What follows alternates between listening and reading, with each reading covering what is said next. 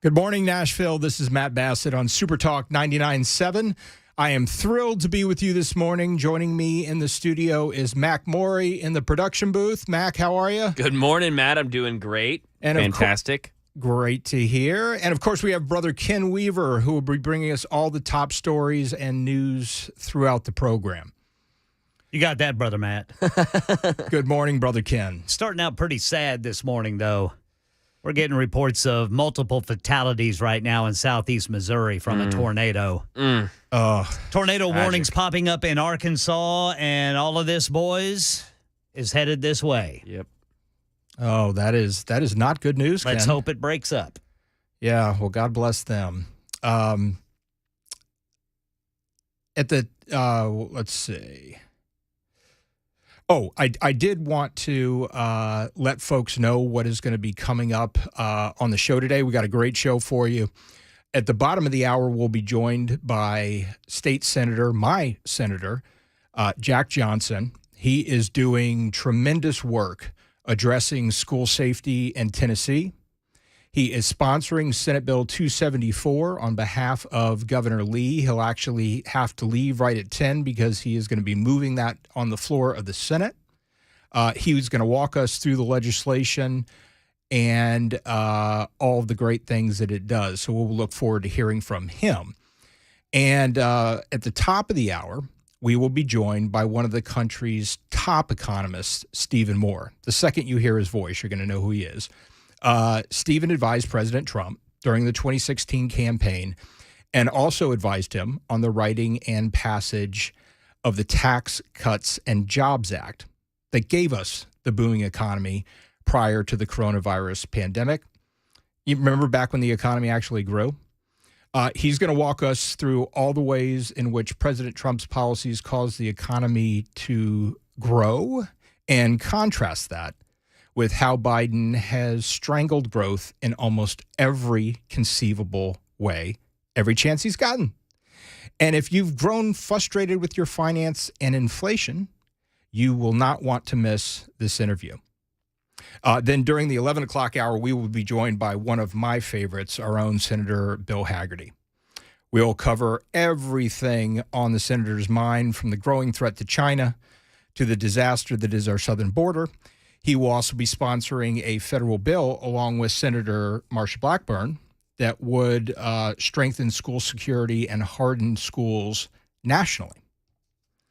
And I want to remind our listeners that the Super Text lines are always open at 616-737-9986. That's 737-WWTN. Now, I'm a little riled up this morning, boys, because of the press coverage yesterday. And the events of the day in Manhattan.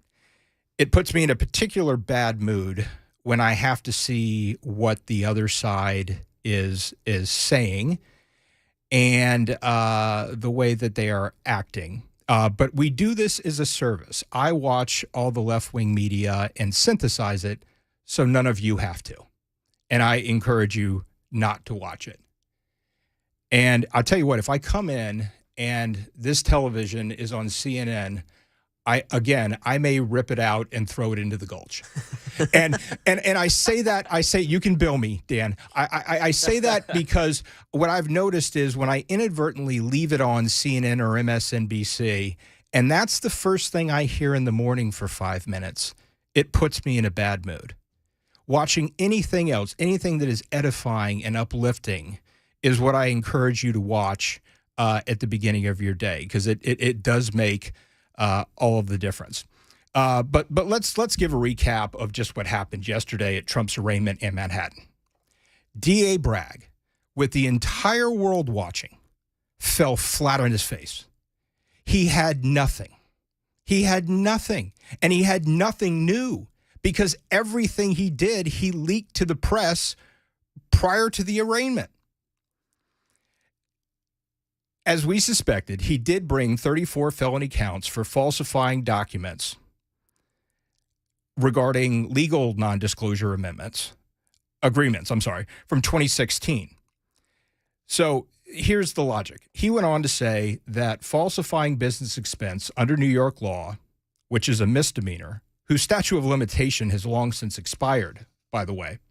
But he attempted to elevate these to felonies by claiming that the crime was used to commit other crimes. And here's the kicker. He failed to disclose what crimes those were. So, we kind of have to continually keep guessing.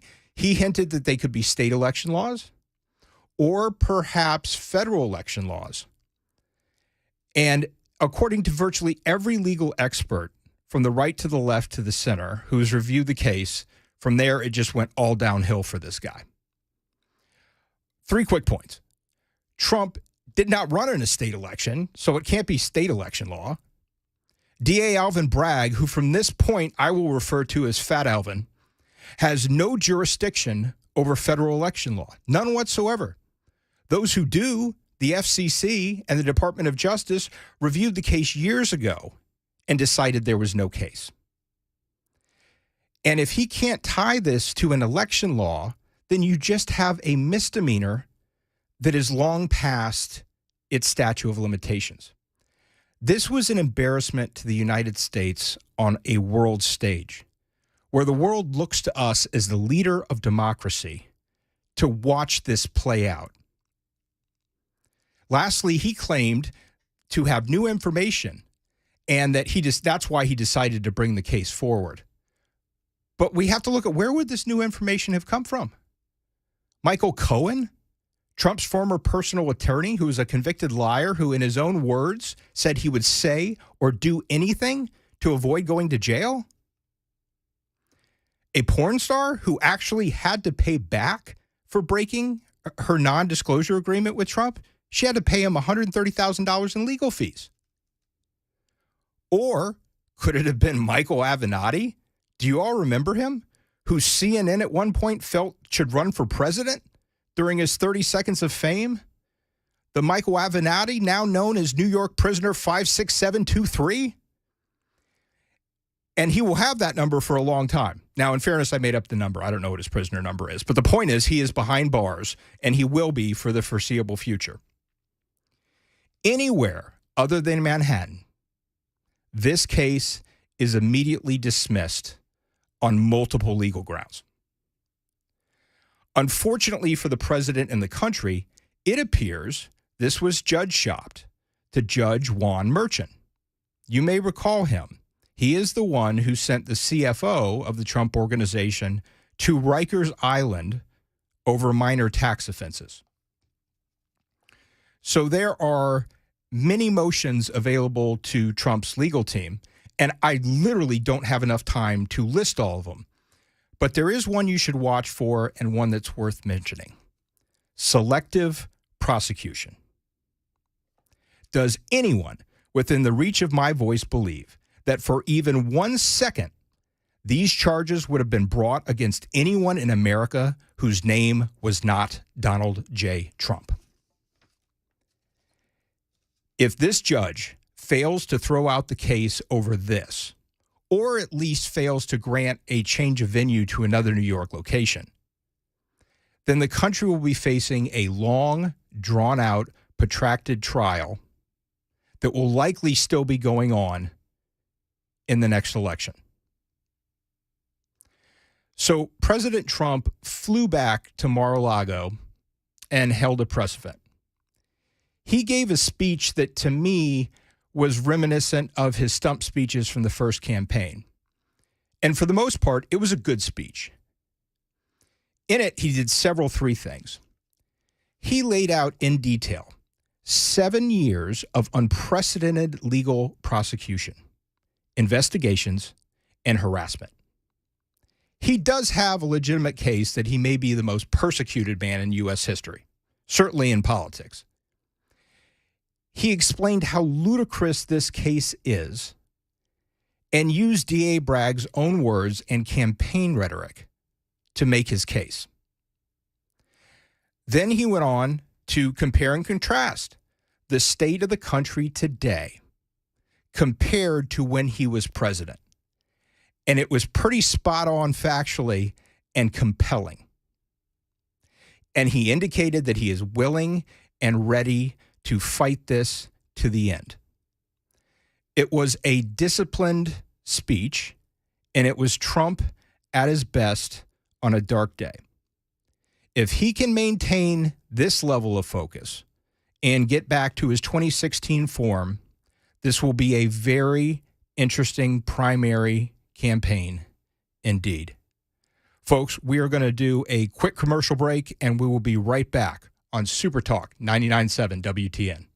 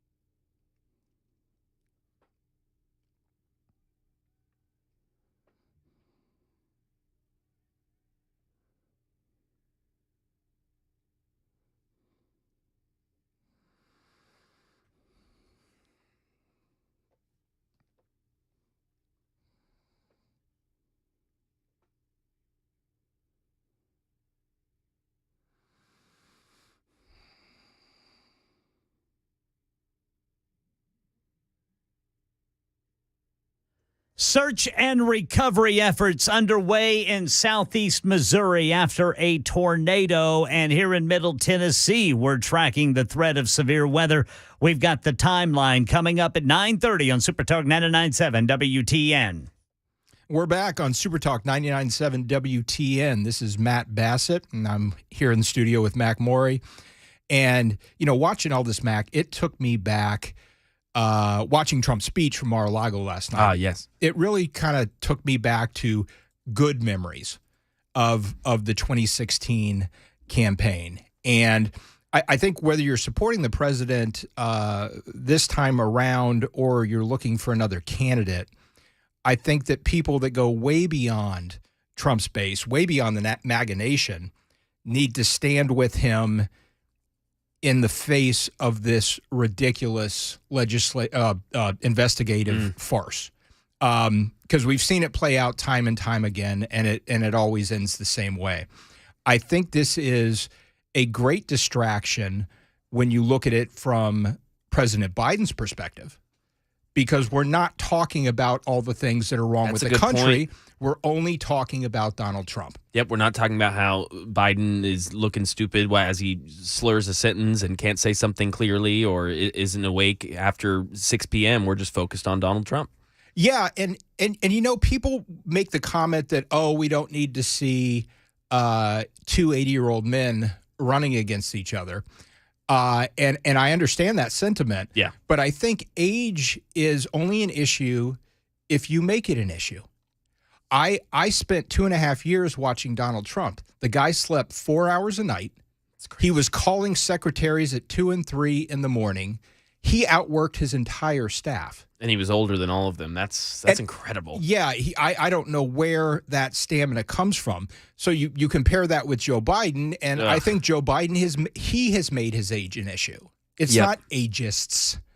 It's just simply the fact that you can see it is observably a fact that he's not up to the task. But going back to the 2016 campaign, you know what? I stand in solidarity with President Trump against these just ridiculous allegations. And I tell you, I'm actually going to do this. I know people can't see it. But. Oh, wow, there we go. The Trump visor. I am now wearing my Trump Make America Great Again visor. And there's a story behind this, Mac.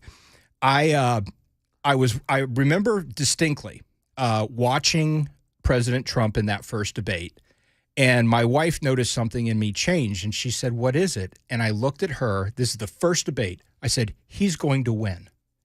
And my wife looked at me and said, "Win what? The primary?" I said, No. He's going to win the whole thing. This guy is going to destroy Hillary Clinton in the general. And she looked at me like, with most things I said, like I had three heads. And then I said, and then he's going to hire me as an assistant secretary at HHS. What? And she said, okay, we'll see. And that night, I went and I ordered this visor, and I ordered one for me and one for my son. Wow. And it was one of those things where I just felt that I wanted to do it, and I wanted to get involved with the campaign. And I wasn't with the campaign in an official capacity. One of my good friends, Jim Frog, and then Seema Verma, who eventually went on to run CMS, they were advising him, and we'd have informal conversations, but they were the ones in Trump Tower, sending me pictures with them and things like that. But when Trump won, it changed the whole world. So I called and I said, okay, how do I get with the transition campaign?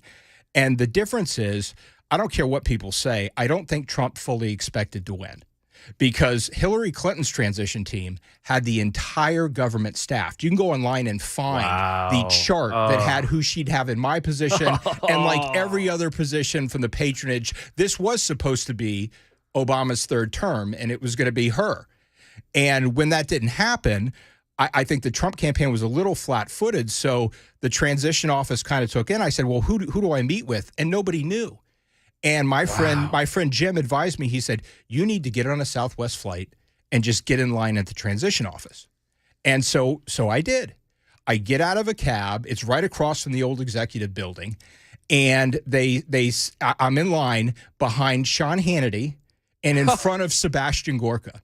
Whoa. And I hear this voice, "Hello, young man. What is it you're here for?" And I'm like, holy crap, that's Sebastian Gorka. And it was just the wildest experience. So I go in and you interview with panels of people, former staffers, or Senate staffers, people running the transition office for him. And the interview's going well. And they said, "Matt, we know who you are. We know you have experience. But how can you prove to us that you weren't a never Trumper during the campaign?"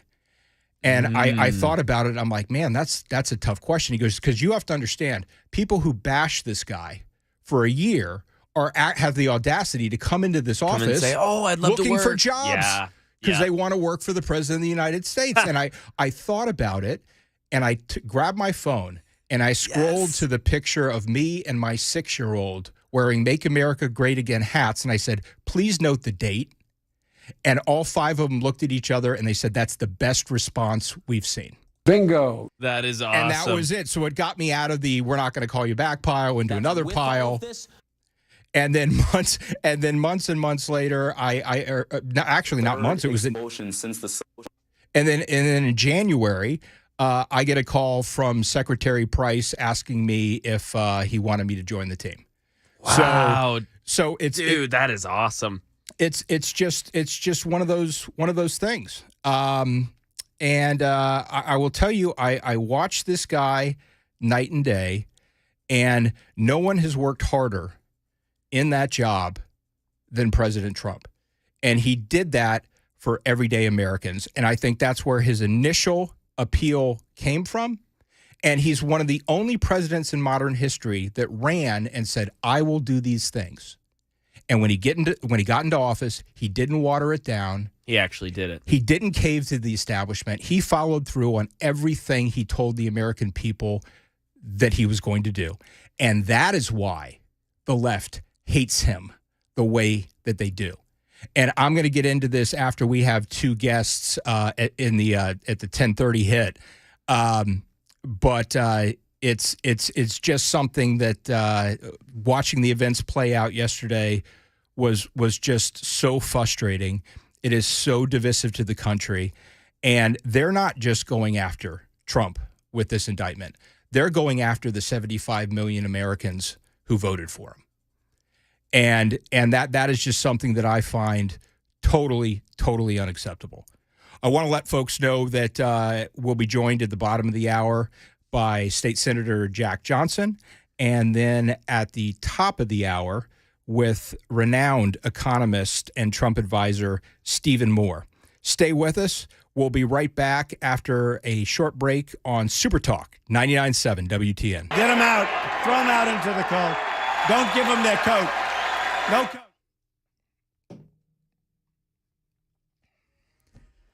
9:30 on the dot. I'm Ken Weaver with your top stories, and got a traffic problem right now in Rutherford County. More construction, only 1 lane open.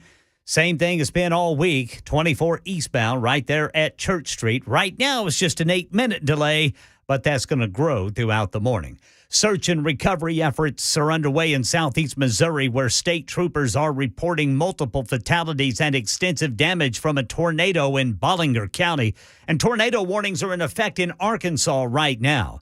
We're under threat of severe weather here in Middle Tennessee, also southern Kentucky. Stefano DiPietro with the timeline. As we get into the middle of our afternoon, there's those showers and storms starting to fire up back in West Middle Tennessee. Those will continue between about 3 and 6 o'clock. And then as we approach the evening commute, those storms are right along, if not approaching, the I-65 corridor, including downtown Nashville. Those continue for a couple of hours up until about 8, 9 o'clock before they move into the Cumberland Plateau. Stay with Supertalk 99.7 WTN for the latest, and that's the latest news.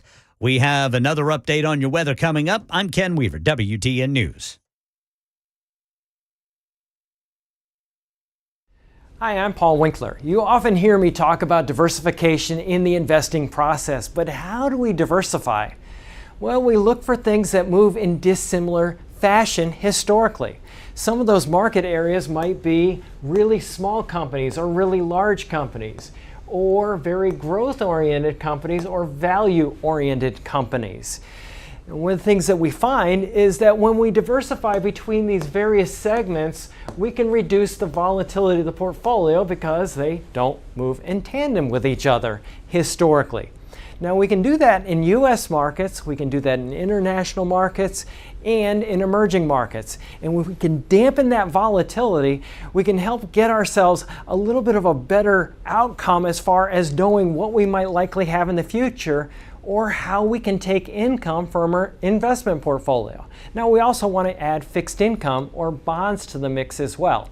Now, if we know that we need to do this, what's the best way to do it? Well, one of the things that we often teach is this concept of market efficiency. This won the Nobel Prize in economics as well. And it's the idea that if I'm investing in, let's say, small value stocks, if we look at professional managers and their ability to say, hey, should I have this stock or that one, and picking companies or areas of the market, we find that they typically get lower returns than the market does on its own. They just add expense and they can add a lot of volatility. One of the things we want to avoid is anything that can hurt your returns and increase your risk in the investing process. To learn more about our approach to investing and financial planning, go to paulwinkler.com and set up a free 15-minute phone call or call 615-851-1950.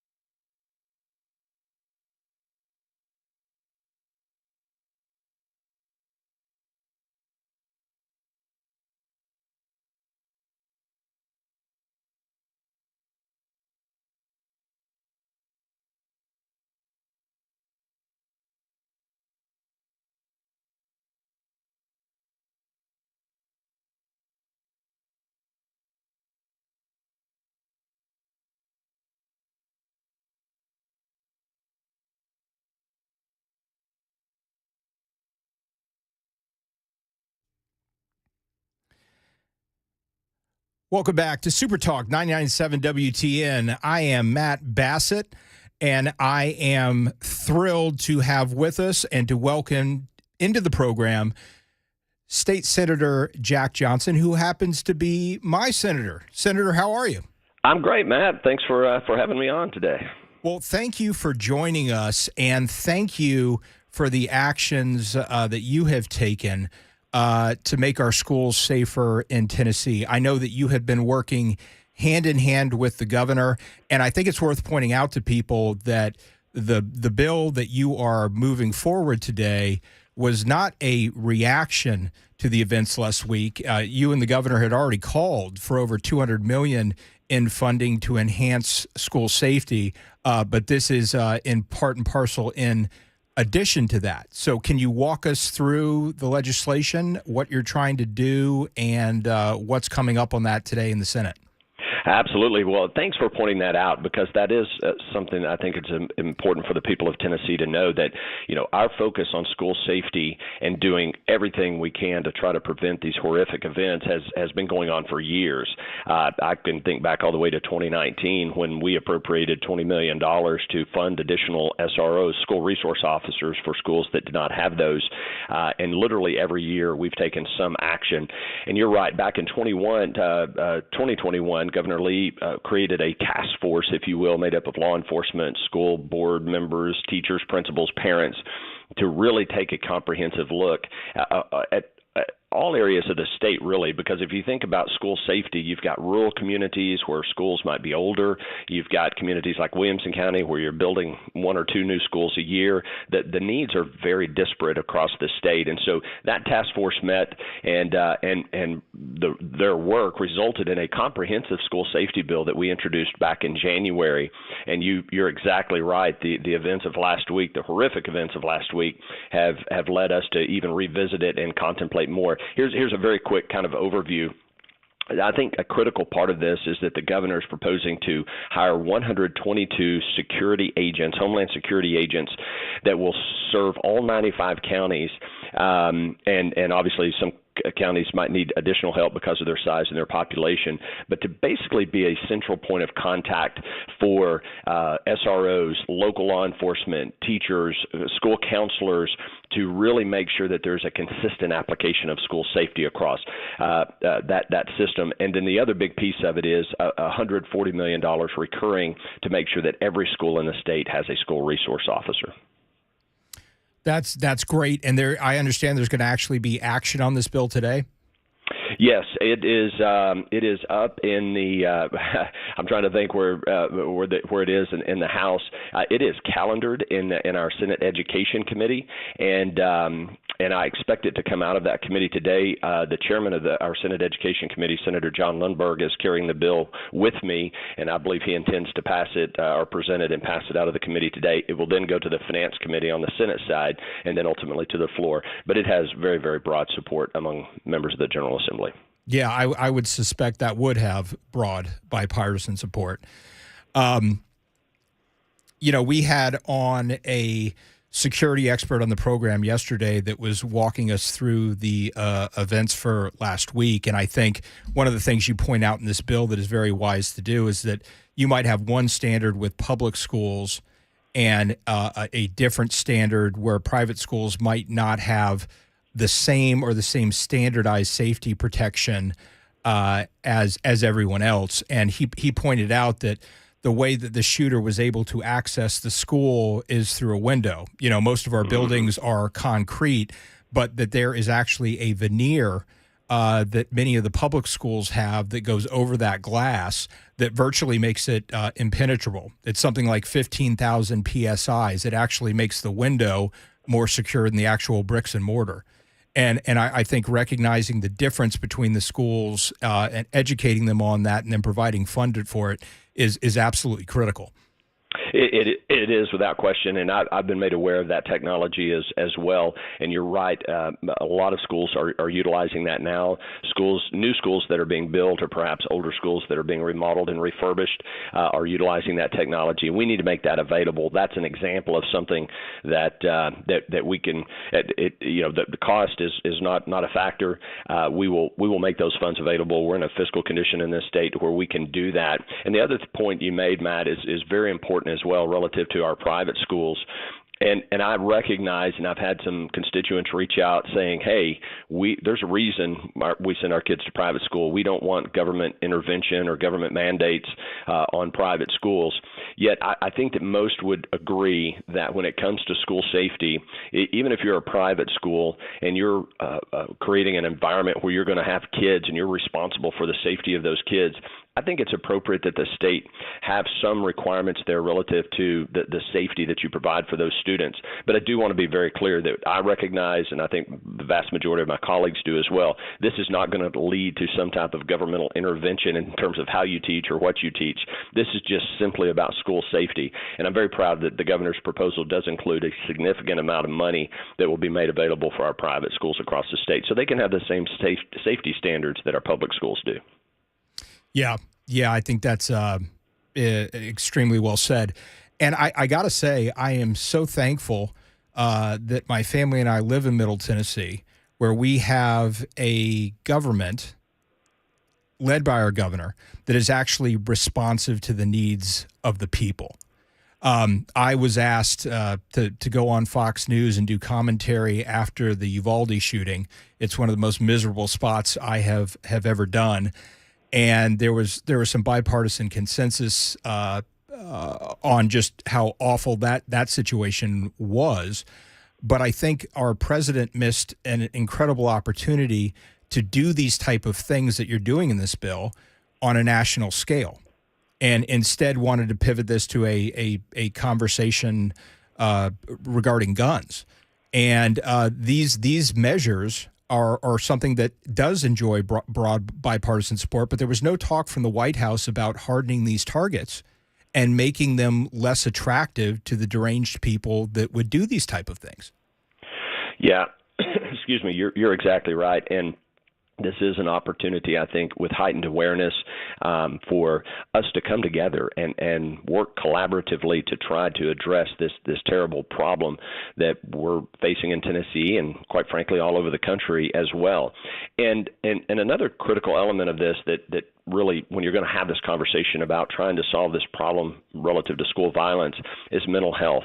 And that's another key component of the governor's proposal, is appropriating, I think it's $8 million for additional behavioral health liaisons to help work within these schools. And again, I go back to the disparate nature of resources that are available, be it security resources, be it SROs, and be it access to health, mental health treatment. And one thing we know, and I think that we could all agree on, that any individual that is capable of committing such a heinous act as what took place a week ago Monday, or in any of these school shootings, there is a definite mental health crisis that is taking place there. And so as we work to harden these facilities, provide the school resource officers who do an amazing job. We're lucky in Williams County. Every school in Williams County has an SRO, but that's not the case. Roughly a third of our schools in Tennessee don't have those SROs. But we need to make sure that I want Tennessee to be the leading state in the nation when it comes to access to mental health care.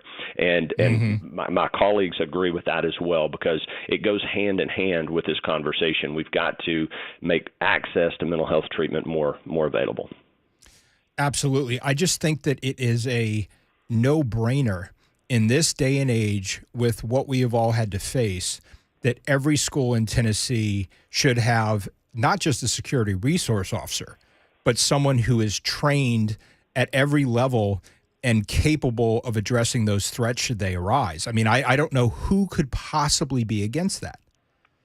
Well, I don't either. In fact, yesterday we had a really good, productive conversation in our Senate Finance Committee as we were discussing not only the bill that as it had been originally introduced back in January, but the enhancements that we've added in just the last few days.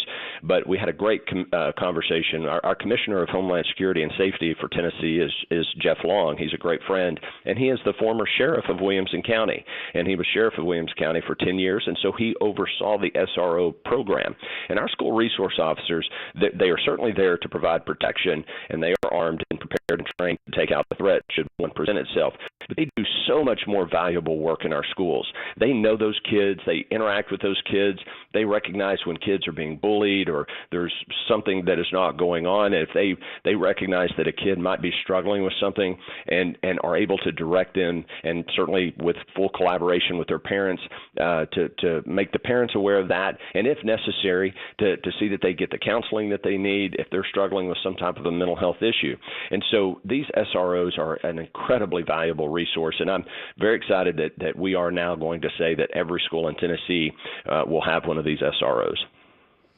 Absolutely. And I can't laud you enough for your work on this. And I did want to point out to folks that on the national level, that Senator Hagerty and Senator Blackburn are moving similar legislation on a national scale, and the senator will be with us at 11 o'clock today, in addition to many other issues, to walk us through that. I mean, I know we agree on essentially nothing in our nation's capital, but we should be able to agree that we have no more precious resource than our children. I agree, and I'm so proud of Senators Blackburn and Hagerty and the leadership they're providing at the federal level, as you said, to walk hand in hand with us towards making sure that these schools are safe, that we address the mental health crisis that people are facing in some instances that lead someone to contemplate a heinous act like this. So, if there is a silver lining, it is that hopefully the people of Tennessee and the people of the United States will come together, and we may not agree on every aspect of this. We may not agree on exactly the best path forward, but I think we can all agree that it should be a top priority, a number one priority, to make sure that our kids are safe when they go to school every day. Absolutely. Senator, I have not had the pleasure to meet you personally. I know that my wife has, and that you guys have worked on some education issues. She thinks very highly of you and your staff. I hope that you will be a regular with us on this station. I know that we've got to let you go because you have to go and actually move the bill. Yeah, that's right. Well, I'm grateful for you having me on, Matt, and likewise look forward to meeting you in person. Please give my regards to your lovely bride, and I'll look forward to being on anytime you want to have me. Well, thank you, Senator, and Godspeed to you. All right, bye-bye. And folks, we will be right back at the top of the hour with economist Stephen Moore. Stay with us on Supertalk 99.7 WTN.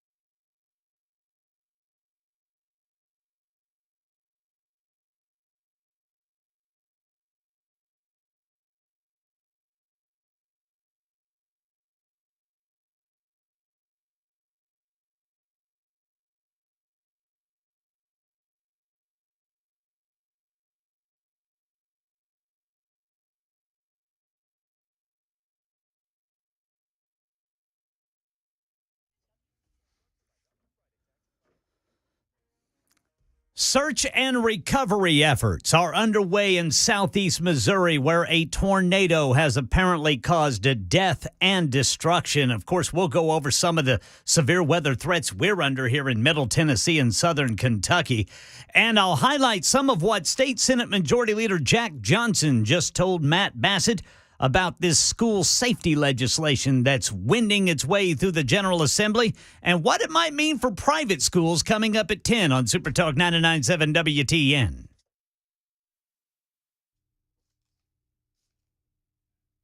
Yeah.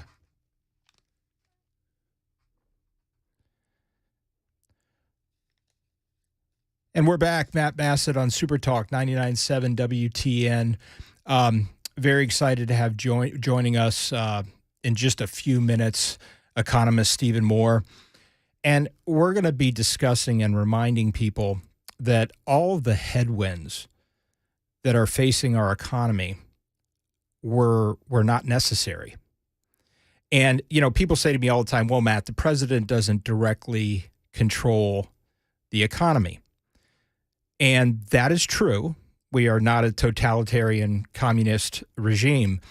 At the same time, you can do one of two things with your policy. You can create tailwinds where the economy can grow and flourish. You can cut taxes. You can cut regulation, as Donald Trump did. Or you can go in the polar opposite direction, and you can put in obstacles that have basically frozen our economy. You stop any innovation. You stop people's willingness. You take away their optimism in the future. We have a stagnant economy. We are not growing. It's one step forward and two steps back, and it's completely unnecessary. And again, President Biden loves the distraction of Donald Trump because it allows him to just keep going with the policies that everyone would like to see change, but it gives him an opportunity to not talk about it.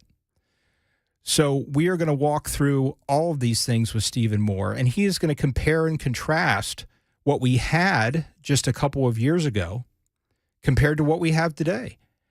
If you took the names Trump and Biden off and you just showed people the underlying economic numbers, there is not one person on the planet that would not rather have a pre-COVID Trump economy compared to what we have today.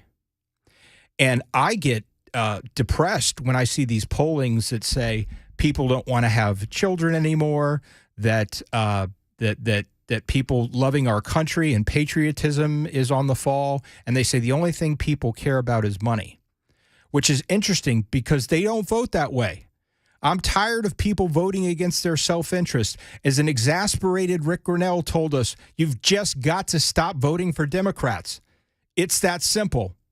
We will be right back with economist Stephen Moore.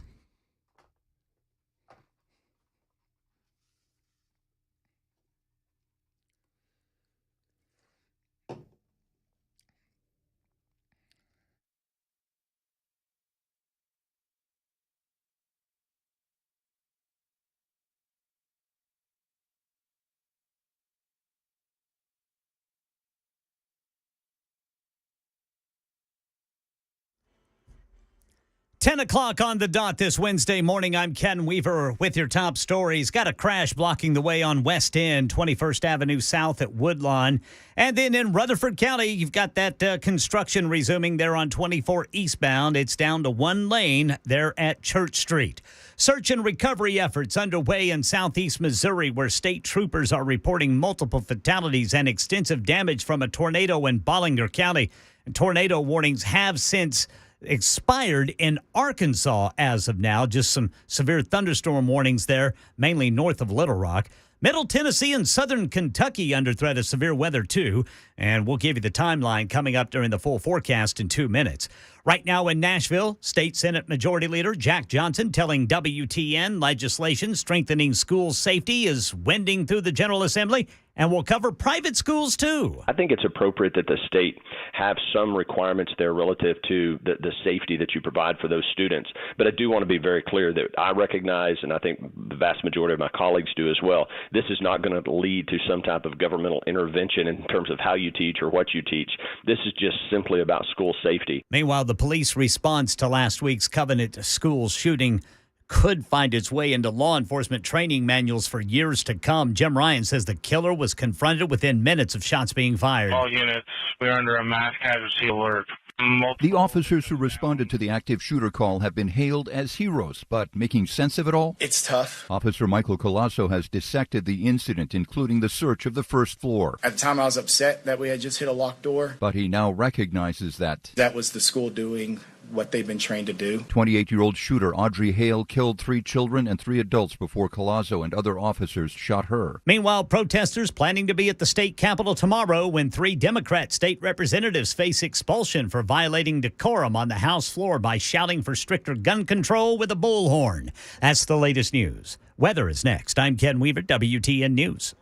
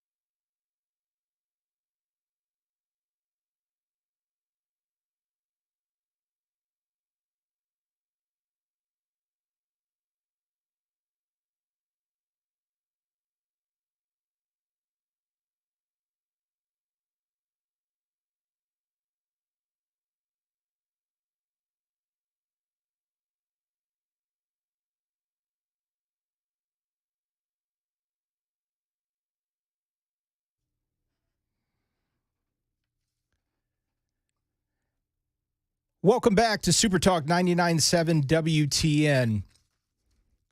Very excited to have with us our next guest. We served together in the Trump administration, but never actually had time to meet, and that was the case for many of us. But I have been a huge fan, have followed his writings and his commentary for years. But I would like to welcome into the program now economist Stephen Moore. Stephen, how are you? Hey, Matt, I'm doing pretty well. I'm a little bummed out. I think, as you know, I'm from the once great city of Chicago, and they had a catastrophic election last night and have elected a far-left, anti-police, pro-teacher union new mayor who's going to make the problems in Chicago even worse, not better. I hope I'm wrong about that, but it was a really disappointing election. And, you know, if the city's not going to help itself, then it's hard to help it. And by the way, I think you're going to see a lot more people from Chicago coming to Tennessee and coming to Nashville. I will help you find a spot, Stephen. You are more than welcome to come. And to your point, almost everyone that I have met in Tennessee over the last 6 months has come from California, a number from New York, all over the Northeast, where the policies that you just described have so infuriated people. The cities are so unsafe. I say welcome to Tennessee, although I have to say, and Mac Maury and I were discussing this off the air, that we almost have too many people now driving into the studio this morning. So, but we'll take you. As you know, my friend Art Laffer and my colleague and mentor, the most famous economist in the world, is now a resident of Nashville. And you may have seen the most recent Census Bureau data that the county, what's your county there in Nashville? Williamson? Yeah, it was one of the fastest growing counties in the country. I think it was only surpassed by Austin, Texas.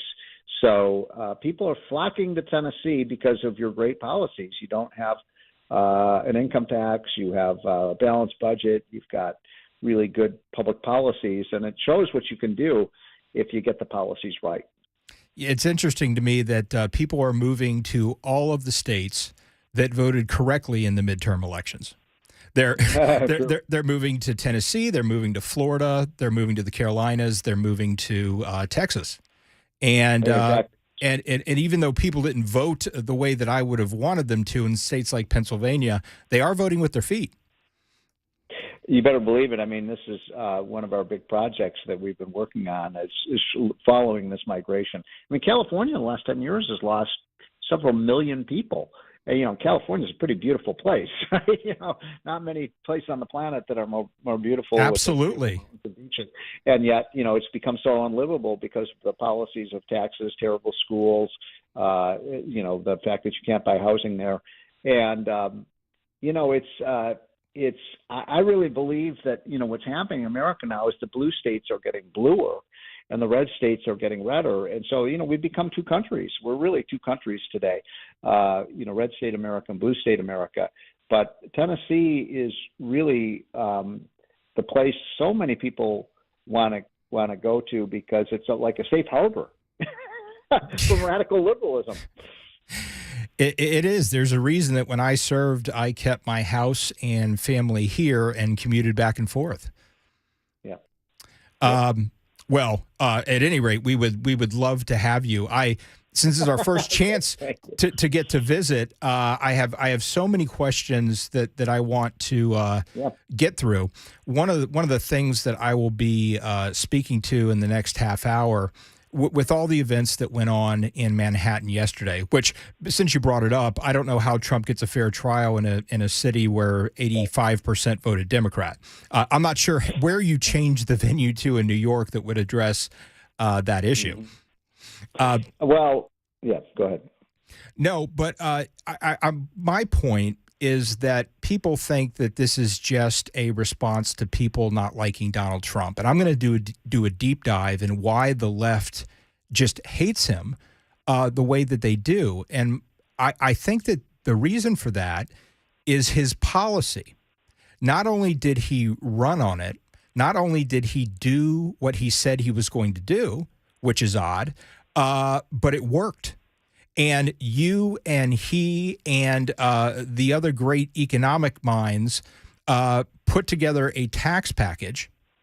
Both you ran on it in the 2016 campaign, and then I know that you worked and consulted on the bill that gave us some of the most robust growth that we ever had in this country pre-pandemic. And I think there is a yearning to get back to those policies. Yeah, it's interesting. By the way, if the left is trying to ensure that Donald Trump is the next president of the United States, they're doing a very good job of it, because this is a kangaroo court. It is an outrageous miscarriage of justice. There's nothing to maybe Trump did violate these campaign laws. Okay, slap him with a $2 million fine. Since when do we make campaign finance error a felony. It's totally outrageous. These are charges that were made 6 years ago. As you know, I worked for Trump during his 2016 campaign. We all knew about this Stormy Daniels stuff, and now they're bringing it up again. These are the same people, by the way. If I sound a little angry, I am. These are the same people. I am too. The first 2 years of Trump's presidency, with this trumped up, completely fallacious Russia collusion hoax. I was doing CNN at the time. That's my sin. I was a commentator for CNN. I'd go on. It would be 5 against 1. And all they spent the first 2 years of Trump's presidency about was that he was an illegitimate president because of the Russia collusion, et cetera, which turned out to be 100% fiction. And do you recall, by the way, Matt, that CNN or MSNBC or the New York Times or the Washington Post ever apologized to Trump for that? They tried to impeach him. They tried to run him out of office on a completely outrageous claim, and now they want to try to do it again? I mean, these people are insane in terms of their anti-Trump derangement. And I tell you, he came back last night, from New York, gave a speech last night. I thought it was one of his best speeches. It was basically saying, how dare these people say I was trying to interfere with the election? Look at what they're doing. By trying to keep the leading candidate of the opposition party from seeking re-election. Yeah. But by the way, it's going to have exactly the opposite effect. I don't know if you've noticed, Trump's approval rating is surging in the polls. And meanwhile, so what they've done is basically made Trump a victim and has reminded people of the dangers of when you weaponize our judicial system. And that's exactly what's happened. Our system of justice is under assault in America today. And I tell you, look, I work for Trump. And so I'm not making this up. I worry that some night there's going to be a knocking on the door, slamming on the door. I open the door and there's 6 FBI agents with machine guns. What was my crime? I worked for Donald Trump. I supported his pro-America policies. This is how bad it's gotten in America. And these intimidation tactics are what you see in a third world banana republic. And shame, if Biden had 1 tablespoon of class, which he doesn't, he would call for an immediate pardon of Trump for any of these so-called crimes that Trump has committed. Well, I won't hold my breath for that. Yeah, that's not going to happen, but it should. I mean, look, this is bad for our country. I don't care if you like Trump or don't like Trump, and people have, he's a very polarizing figure. Sometimes I don't like the things he does or says, but come on. Can any fair-minded person say that this makes any sense? Yeah, I think, though, just to touch on Biden real quick, I think this is a kind of strategic play on the part of the White House, because while we're having this conversation and the country is having the conversation regarding Donald Trump, it takes all the attention away from his disastrous policy. And he you know what? I think it actually, but this is why Trump's speech last night was so one of his better speeches. I agree. Because what he basically said was, one thing I don't like about Trump, and I'm friends with Donald Trump, and he's always been great to me, and I'm so proud to have worked with him.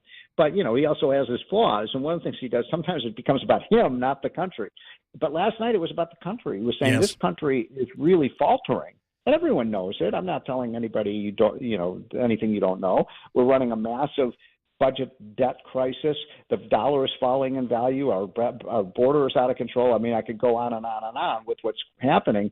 And Trump basically pivoted to saying, look, our country is in great peril right now, and we have a president who doesn't know what he's doing. And I thought that message came across pretty strongly. I mean, look, when you have less than 1 out of 4 Americans who think the economy and the country is going in the right direction, that's a pretty stiff indictment of the current occupant of the White House. Yeah, absolutely. I make the point that economic policy actually matters. And I will have friends that are not conservatives that will say things like, well, the president doesn't really control the economy. Not directly, but can you speak to how the policy does one of 2 things? It creates headwinds, as we see in this administration, or with the policy that you advocated for and implemented, it creates tailwinds that allows for growth. Well, first of all, this argument that the president's policies don't determine the direction of the U.S. economy is ridiculous. I mean, now obviously a lot of factors like the technology boom of the country and things like that, but those are all in many ways facilitated by the right sets of policies put in place. Is it just a coincidence that Ronald Reagan came in with reduced taxes, reduced the size of government, reduced regulation, and we had the biggest boom in the history of this country for the next 15 years? Is that a coincidence? No. After, the three, stooges of the American president, Nixon, Ford, and Carter, we changed directions, and I'm proud I actually worked at the tail end of the Reagan administration as well. Our policies worked. And we saw a boom in the economy. And then, you saw what happened when Trump came into office. Everybody said if Trump is elected, he's going to cause a global depression. Remember that? Oh, yeah. And that we'd be humiliated on the world stage. Oh, yeah. We became the biggest economic superpower ever. And so policy does matter, and it's not complicated. As our friend Art Laffer would say, if you tax something, you get less of it. And if you tax something less, you get more of it. So we took away under Trump a lot of the taxes on our American companies, on American investment, on American job creation.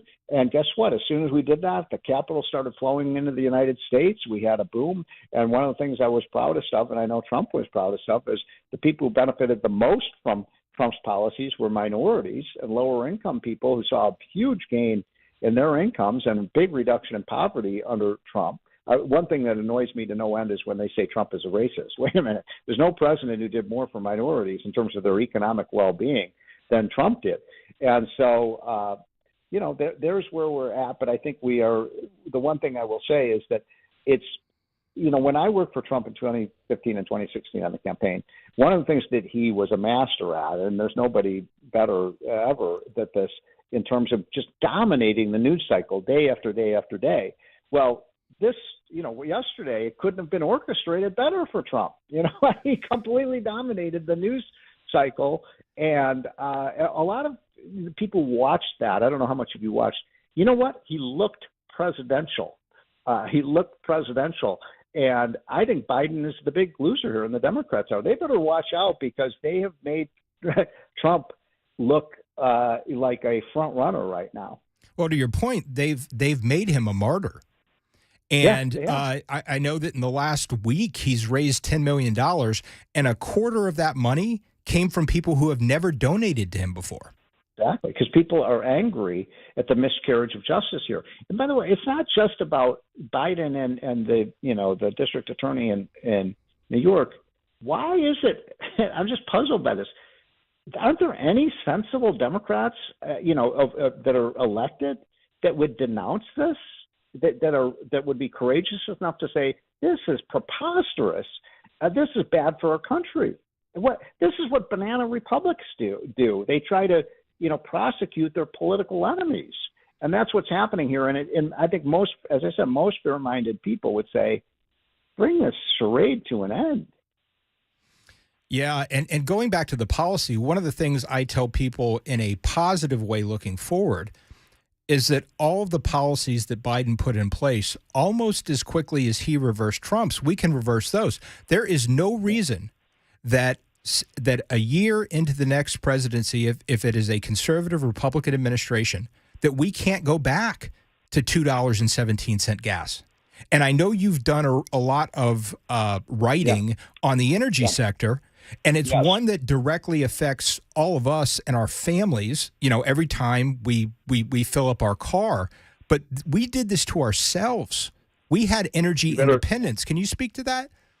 You better believe it. So we just did. It's so funny you should have asked me about this because this morning I was finishing just the final touches on the study that we did on comparing the Trump energy policies with the Biden energy policies. And the headline of this is that if Trump had, were still president had still been president over the last 2.5 years, we would have produced 2 billion more barrels of oil.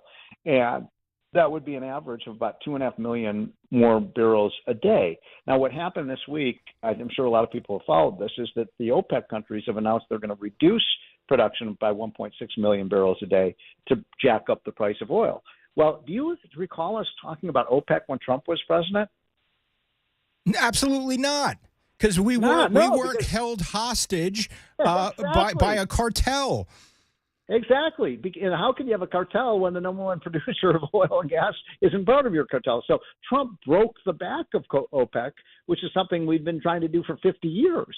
And so Biden comes in. What is he, the best friend of the OPEC countries?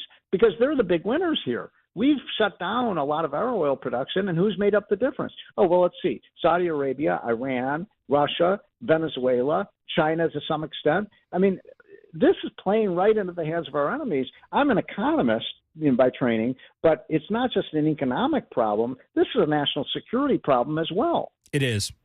It 100% is. Because we can't be supporting these other countries. We could be an exporter of liquefied natural gas to our friends all over the world, making them less dependent on Russia, making less dependent on their pipelines. Stephen, we have to do a very short commercial break. Can you stay with us, please? Okay. All right. We will be right back with economist Stephen Moore on Supertalk 99.7 WTN.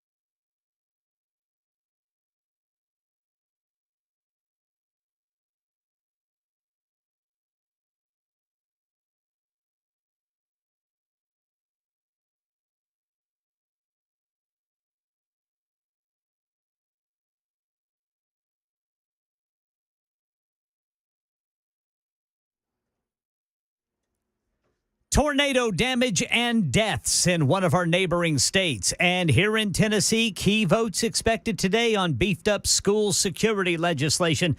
These stories and more 10:30 on Supertalk 99.7 WTN. And we're back. This is Matt Bassett, and we are thrilled to be joined by Stephen Moore. Stephen, we were talking about oil and energy and how these policies have done this to ourselves. And one of the things that infuriates me is the woke left hides the fact, under the guise of climate change, that these are steps that we had to go in and take, when in fact no one in the world, you listed all those countries that the President Biden has made us dependent to, no one in the world produces energy as cleanly as we do here in the United States, and we do it with United States workers. That's right. So on any possible rational grounds, the Biden energy policy makes no sense. So basically, by reducing American oil and gas output, it costs American jobs, right? Number one. Number two, it increases our trade deficit because instead of exporting oil and gas, we have to import it. That's bad. Number three, it reduces tax revenues to the United States Treasury because we can tax the oil and gas when it's produced here, and the workers who work, pay taxes and so on. Number four, it increases our national security. There's no way in hell that Putin could have gone into Ukraine if he didn't have all that oil money that's coming in part because we shut down our oil productions. And number 6 or 5 or whatever number I'm on, we also, if you care about carbon emissions and climate change, by replacing American oil and gas, which is relatively clean and efficient, do you think the Chinese or the Russians are producing clean energy? Of course they're not. They have the dirtiest oil and gas and coal there is. And so there's no rational reason why we're doing this to ourselves, except maybe it's some kind of hate America penance that we have to pay for our past sins. I've heard some of my liberal friends say that. Yes, we have to sacrifice the American economy because we're the bad, because this is what we're teaching our kids in school, right? Yes. That America is responsible for all the problems. We're the villain, so we have to, it's like slaughtering the fatted calf, as a sacrifice. And that's the way a lot of these people think. So here's a question for you. I bet you know it, but I wonder how many of your listeners do. Do you know over the last 5 or 6 years what country has reduced its carbon emissions the most? Us? Yes, United States. You know how that happened? Because we've been using so much natural gas. Natural gas is a clean fuel, and yet Biden is reducing our natural gas production. Does that make any sense? Yeah, and I hope you might be able to give us insight on this, because President Trump had people like you. He had people like Larry Kudlow. He had great minds. Yep. And my thing is, because I know that you know these people, who advises Biden? Because even some of the people who have advised presidents in the past on the other side of the aisle, but whether it's Austin Goolsbee or Larry Summers, they were pretty clear and told the president, whatever you do, don't spend trillions of dollars in an inflationary environment. And he didn't listen to them. So who does he listen to? So we did a study at the Committee to Unleash Prosperity. By the way, just a short advertisement. People should go to the Committee to Unleash Prosperity website, and please sign up for our what we call our prosperity hotline that goes out every morning. I hope that you get that, Matt. But it's very popular with people. You can read it in 5 minutes. This is 5 bullet points, a lot of the stuff that we've been discussing. And it's free. It costs you absolutely nothing. And tell us again, Stephen, how do folks get to it? Just go to Committee to Unleash Prosperity website and just sign up. And if you like it, we'll keep sending it. It costs nothing. It's free. There's no inflation here.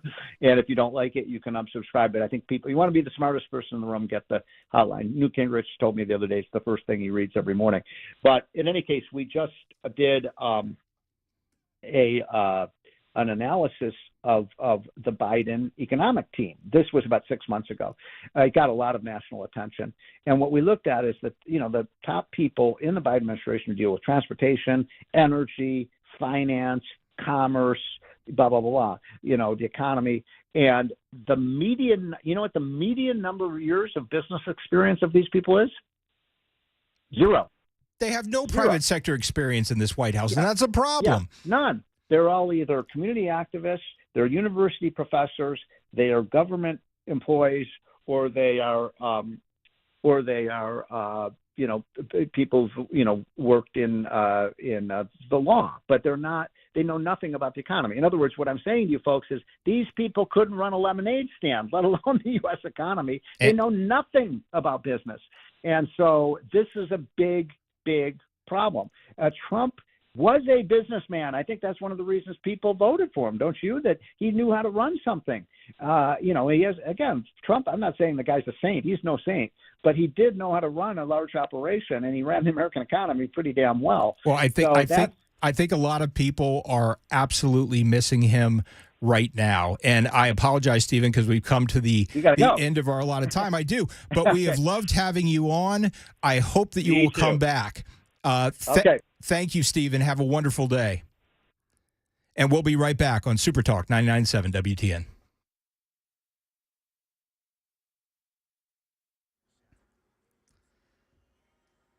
I'm Ken Weaver with your top stories. Still got some traffic problems out there. The main one is south of Nashville, Rutherford County. You've got construction again on 24.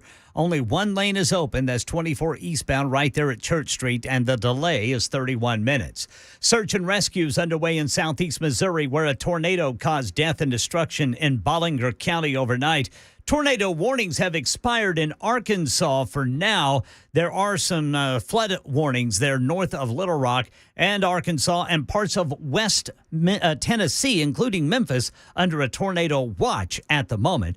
And we have the timeline for the threat we face here in Middle Tennessee coming up during the full forecast in 2 minutes. Right now in Nashville, State Senate Majority Leader Jack Johnson says there's broad support among lawmakers for new legislation to harden schools against security threats and increase access to mental health treatment. Senator Johnson telling WTN's Matt Bassett the legislation could pass one of 2 key committees as soon as today. That's the latest news. Weather's next. I'm Ken Weaver, WTN News. Hi, I'm Paul Winkler. You often hear me talk about diversification in the investing process, but how do we diversify? Well, we look for things that move in dissimilar fashion historically. Some of those market areas might be really small companies or really large companies, or very growth-oriented companies or value-oriented companies. And one of the things that we find is that when we diversify between these various segments, we can reduce the volatility of the portfolio because they don't move in tandem with each other historically. Now, we can do that in U.S. markets, we can do that in international markets, and in emerging markets. And when we can dampen that volatility, we can help get ourselves a little bit of a better outcome as far as knowing what we might likely have in the future, or how we can take income from our investment portfolio. Now, we also want to add fixed income or bonds to the mix as well. Now, if we know that we need to do this, what's the best way to do it? Well, one of the things that we often teach is this concept of market efficiency. This won the Nobel Prize in economics as well. And it's the idea that if I'm investing in, let's say, small value stocks, if we look at professional managers and their ability to say, hey, should I have this stock or that one, and picking companies or areas of the market, we find that they typically get lower returns than the market does on its own. They just add expense and they can add a lot of volatility. One of the things we want to avoid is anything that can hurt your returns and increase your risk in the investing process. To learn more about our approach to investing and financial planning, go to paulwinkler.com and set up a free 15-minute phone call or call 615-851-1950.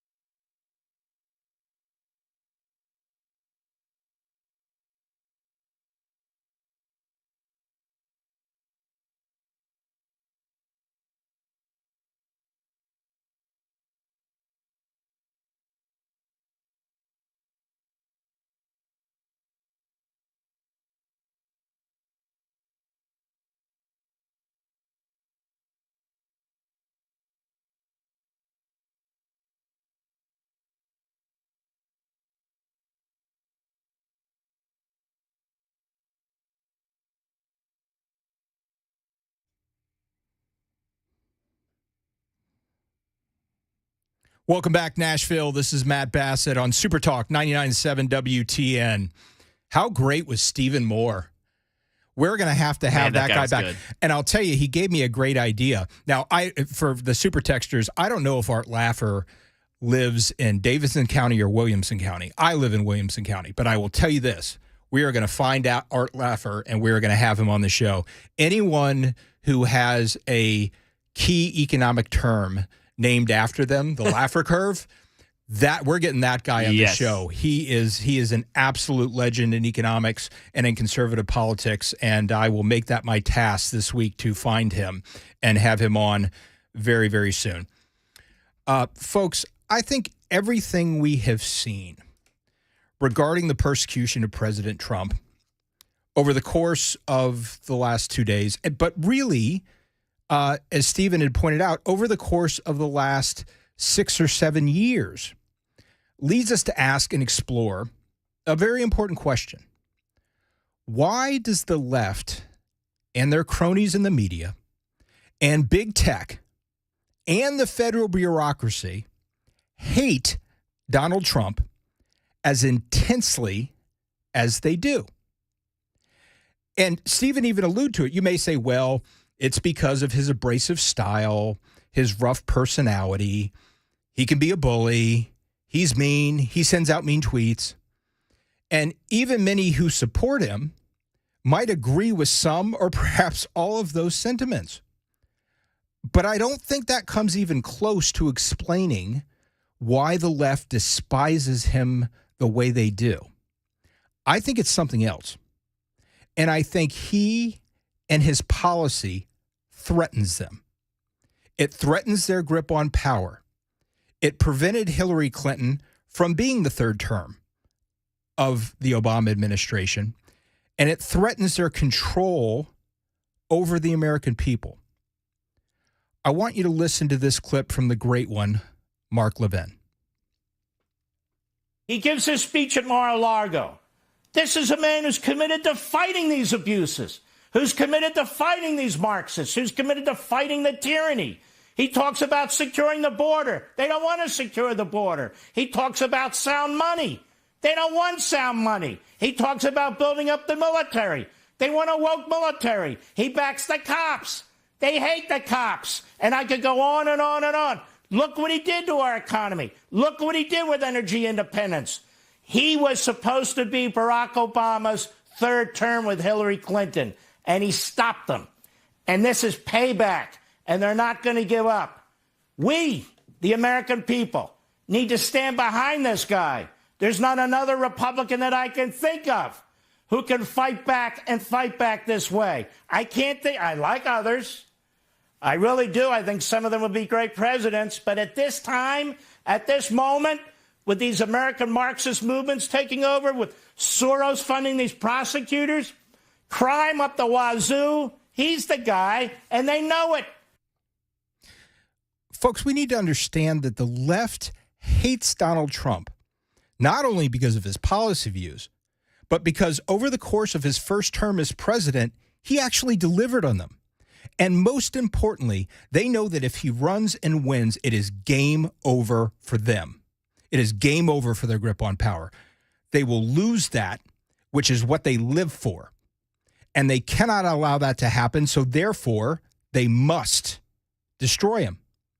Right now, all of the issues that Mark covered, and right now in our country, the left has it just the way they like it. They have an open border. It's been their dream for decades. And 15 million people have simply walked into our great country, ignored its sovereignty, and disappeared. And there is zero chance of any of that changing before the next election. We have a woke military that is more focused on drag queen parties and diversity training than on military readiness. This with a global theater that threatens us on a daily basis. Our police are vilified and defunded as violent criminals go unchecked and violent crime soars in our major cities. I think of poor Stephen in Chicago. And those that they do arrest quickly, they're paroled by these woke DAs. We have an anemic economy, folks, and it doesn't have to be that way. It provides little chance for optimism for a better future for you and your family. Energy independence completely squandered, sacrificed on the false woke altar of climate change. And I want to add to that list woke social policies that preys upon the innocence and the development of our children. Make no mistake, this is not the agenda of the far left. It is the agenda of the far left that defines today's Democratic Party. This is not your parents' Democratic Party. And let me ask you this. On which of these issues that we just went through, you personally, would you be willing to compromise? And what would you get from them if you did? Yesterday's arraignment in New York was a watershed moment in our country's history on multiple levels. We passed the Rubicon, and that genie cannot be put back in the bottle. By weaponizing the justice system to pursue a political opponent, a leading candidate from the opposition party, and having absolutely no regrets in doing so, the left has gone all in. And they didn't just go after President Trump. They signaled their intent to go after the 75 million people in this country that voted for him. And this is hard to hear, but they don't just hate him. They hate you. They hate anyone who disagrees with their policies. Not just conservatives, but libertarians and moderates. Anyone who does not toe the line and support the policies of the far woke left. Now, the far left, please understand, they represent only a tiny fraction of the American people. But far left movements historically that seek revolution don't require large numbers to bring about radical change. They only require a small number of folks supported by the money and the power from the elite, who again control big government, the media, and big tech. And I want to caution folks against the line of thinking that if Donald Trump were to disappear today, if he were to withdraw his candidacy, settle his legal issues, and retreat to his golf courses, that the left would somehow be satisfied by this. That would change absolutely nothing. If Governor DeSantis picks up the conservative torch from Trump, if he espouses the same conservative policies and fights the way that Trump has against the establishment, the left will hate him every bit as much as they did Donald Trump, and he will be the next person they will turn their efforts to destroying. Mark my words. No, folks, pacifying the left is not an option. Ronald Reagan has told us that there is only one way to absolutely guarantee peace, and that is to surrender. And he sure as hell was not advocating for that and would not be advocating for it today. We do not need to surrender, but we do need to fight. We need to stand up, and we need to win. And we need to do so like the country that you and I love depends on us doing so, because it does. We'll be right back on Supertalk 99.7 WTN.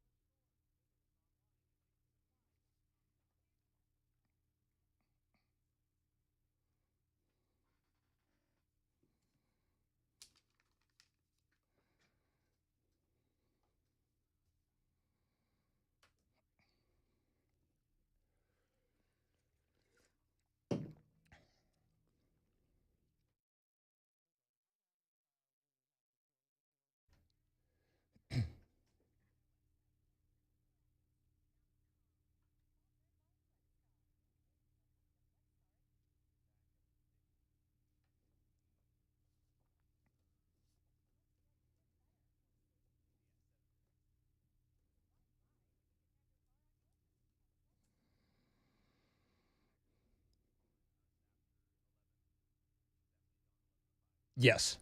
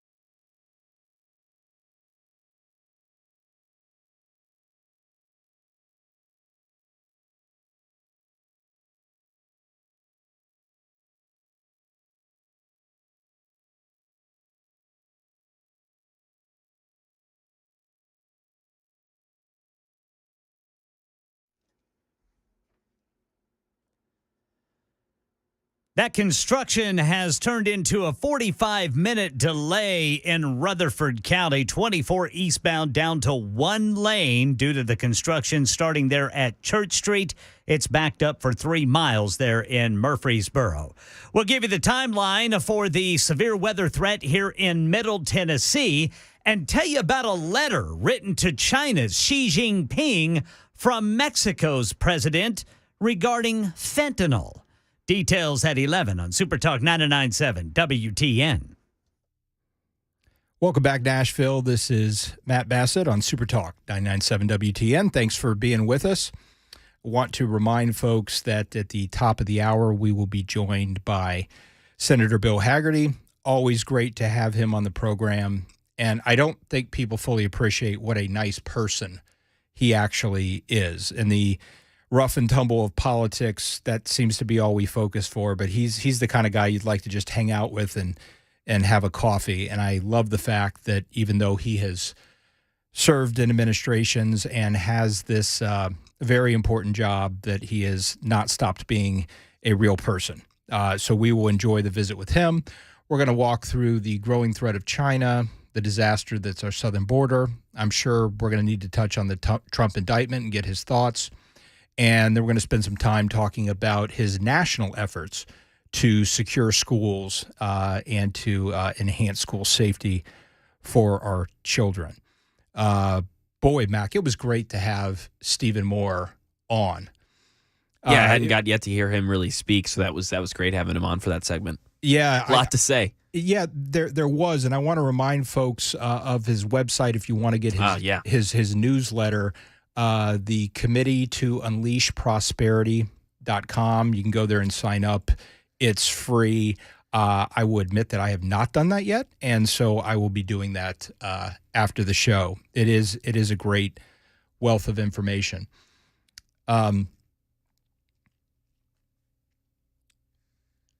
Looking at the website. I know what it was. I lost. Here's the thought. I want to let folks know that after Senator Hagerty is on, we're going to do a little of the Matt and Matt show, and Matt Murphy will be joining us, and we'll do a Passover to his great lineup that he has this afternoon.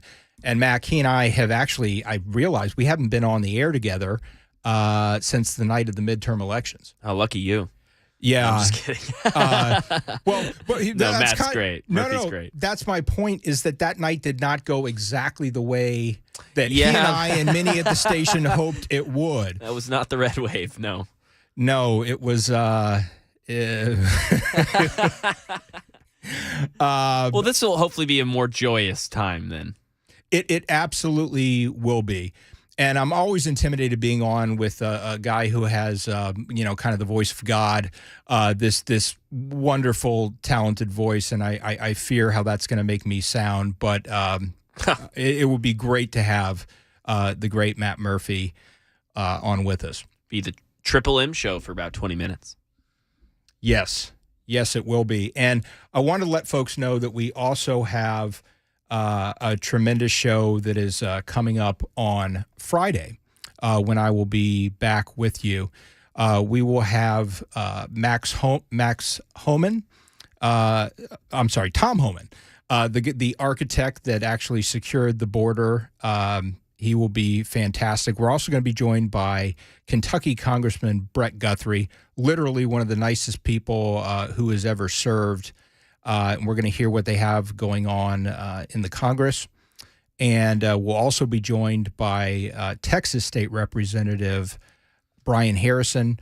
Brian and I served together at HHS. He's doing a great job down there, and he will have perspective on the border as they are on the front line there. But we've got an exciting lineup, and hope that you will be able to join us for that. So thanks for being with us. Want to remind folks, just at the top of the hour, we have Senator Bill Hagerty, and we will be back on Supertalk 99.7 WTN.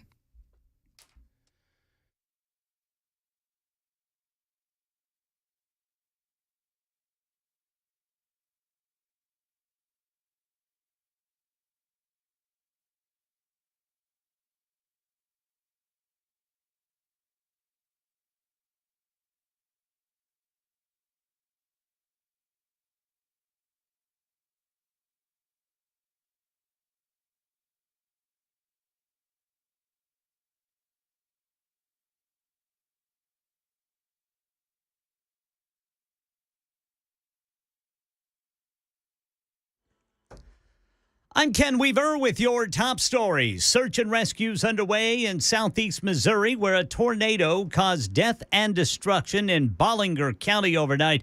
State troopers confirming that. Meanwhile, tornado warnings have expired in Arkansas for now, but a tornado watch remains in effect, and that impacts parts of West Tennessee, including Memphis. Of course, we got the timeline for the threat we face here in Middle Tennessee and southern Kentucky during the full forecast in 2 minutes. Right now in Nashville, State Senate Majority Leader Jack Johnson tells WTN's Matt Bassett there is broad support among lawmakers for this new legislation to harden schools against security threats and increase access to mental health treatment. It goes hand in hand with this conversation. We've got to make access to mental health treatment more available. Senator Johnson says that legislation could pass one of two key committees as soon as today. Mexico's President Obrador sending a letter to Chinese leader Xi Jinping asking him to do what he can to halt the shipment of chemical components of fentanyl to Mexico. That letter coming after increased pressure on Obrador from U.S. officials who say most American fentanyl is coming over the border from Mexico. Britt Clinette tells us Obrador's letter to China is carefully worded. Obrador denies that fentanyl is produced in Mexico, but it's widely believed, though, that most U.S. fentanyl is made in Mexico from Chinese-made chemicals. And Obrador does actually mention exports of fentanyl further down in his letter, asking him to stop shipments, but only after venting about the U.S. is that the U.S. is the cause of the problem for several paragraphs. Former President Donald Trump's next court appearance in New York set for December 4th after he pleaded not guilty to 34 felony counts related to the Stormy Daniels case yesterday. Prosecutors say Trump orchestrated a criminal scheme where he repeatedly and fraudulently falsified New York business records to conceal criminal conduct that hid damaging information from the voting public during the 2016 presidential election. That's Rachel Scott reporting, and the latest news. Weather is next. I'm Ken Weaver, WTN News.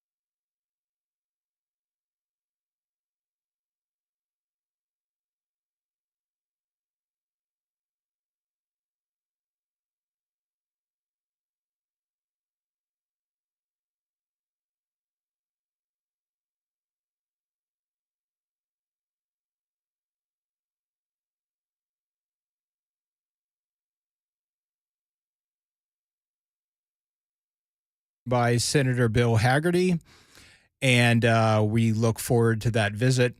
I got to tell you, Mac, the news cycle of the last 2 days has got my blood pressure riled up.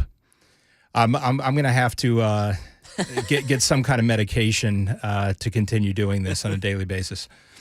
We'll give you some. I don't know. What do we think would work? Maybe some heavy Dayquil. What are we thinking? Something stronger. Yeah, I don't know. Maybe some whiskey in the coffee. Maybe yeah. I would have to be closer to the dump button if that were the case. Yeah, it's just I think the thing that I have to do, and again I do it for the show, is I watch all of the BSNBC and CNN coverage. And you just reach a point that it drives you insane. And that's why I advise people not to do it. And the media yesterday and their reaction to the story, I mean, they would say things like, this is a solemn day for America. And I know these people. The second that camera is off, they're high-fiving each other and they're laughing. They absolutely love this. And it's terrible. And it's something we have just got to stand up to and say stop. And I think they want to divide us and they want to put us down. And you really don't even have to go back any further than the Biden speeches when he vilified what he called MAGA Republicans.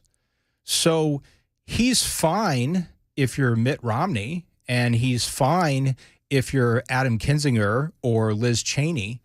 But anyone who espouses conservative views is just unacceptable in his eyes. That is an enormous swath of our country. Yeah. That is a pretty broad stroke to paint everybody with. And I just think, look, if they divide us and they make it so that we are afraid to speak, afraid to share our opinions in a country that last time I checked is still free, then they win.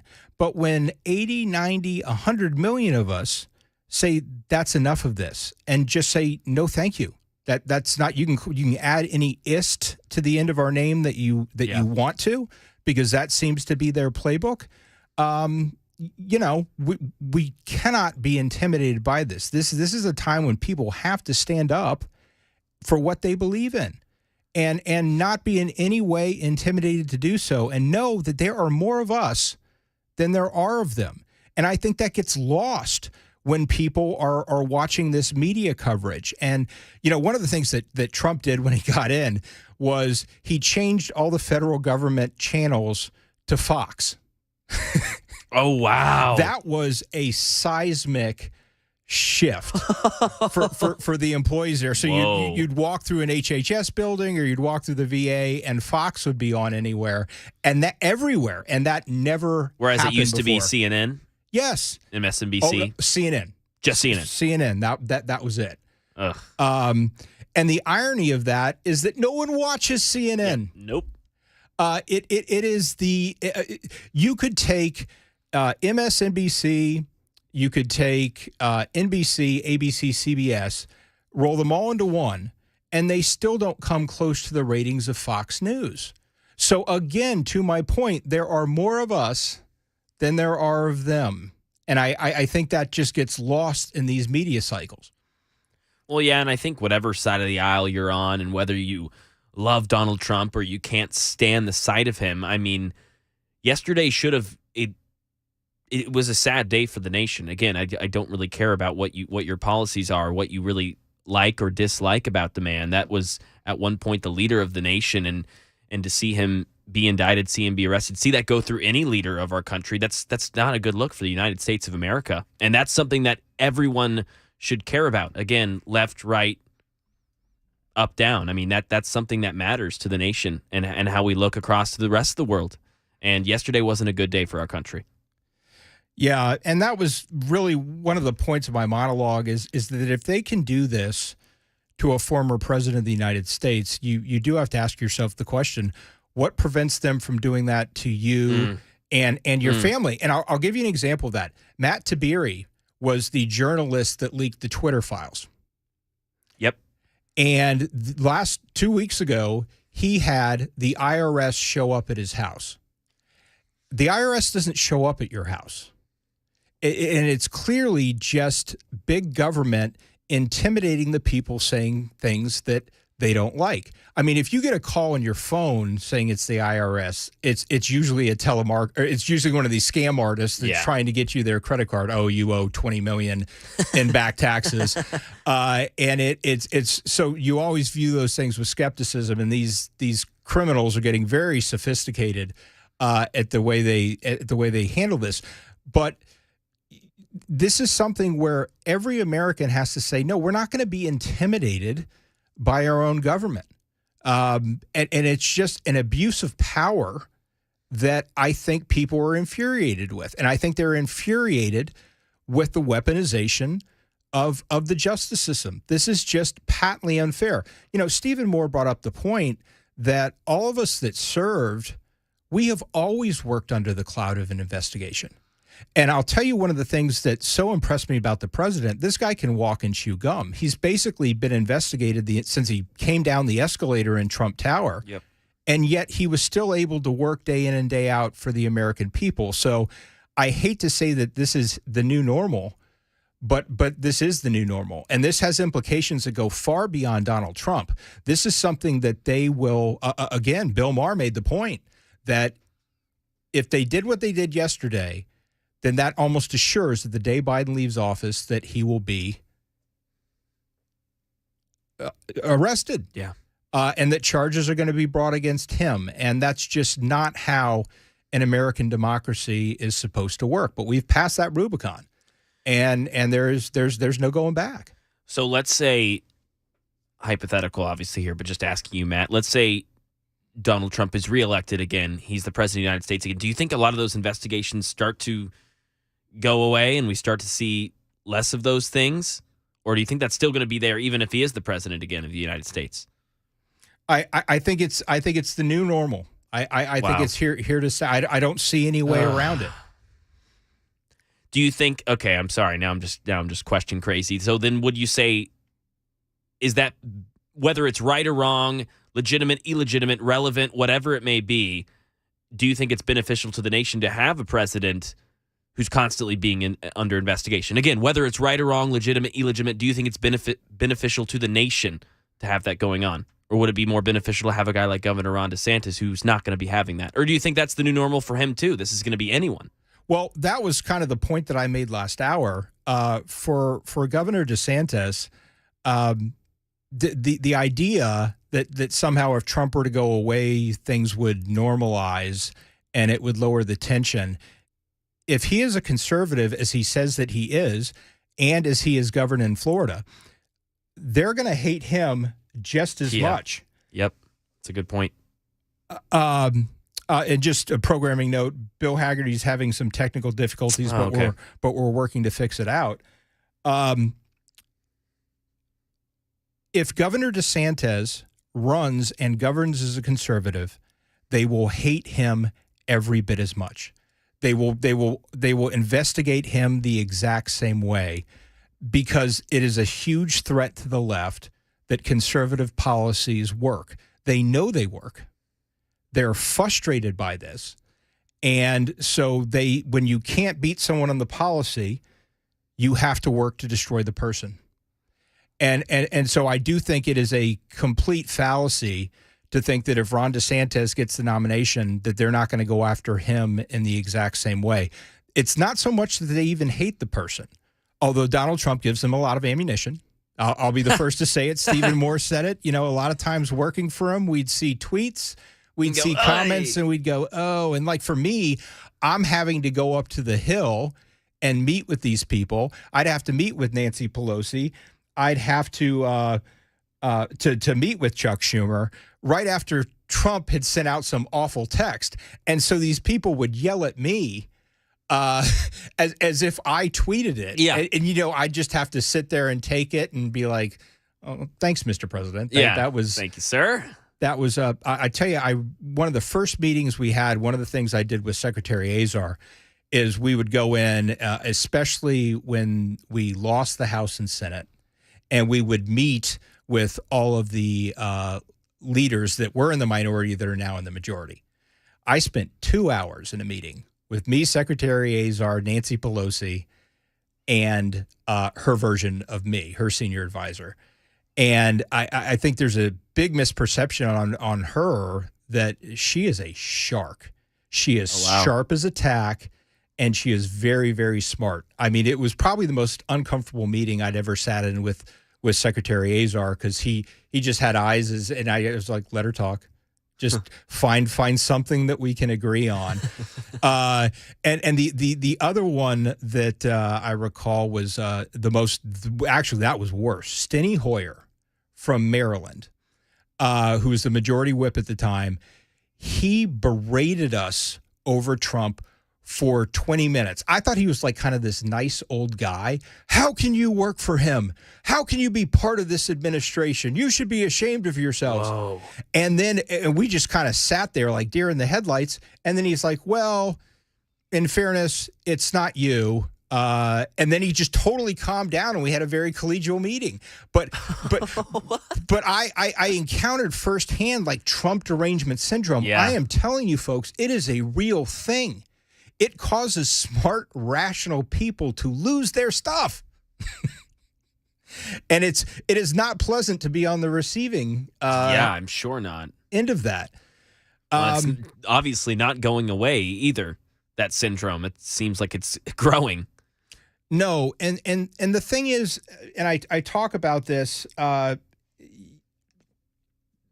parties are just so far apart. And when I was there, especially earlier on in my congressional career, and this is how I describe Bill Maher and how he describes himself in his own words. I'm not putting words in his mouth, but he's a classic liberal Democrat. And I'll give you an example. So I did a lot of work with Ted Kennedy, the Lion of the Senate. Mm-hmm. And I was always very, very impressed with him. And we knew going into a meeting that there were several topics that just aren't productive to bring up. There were just things that we would never agree on.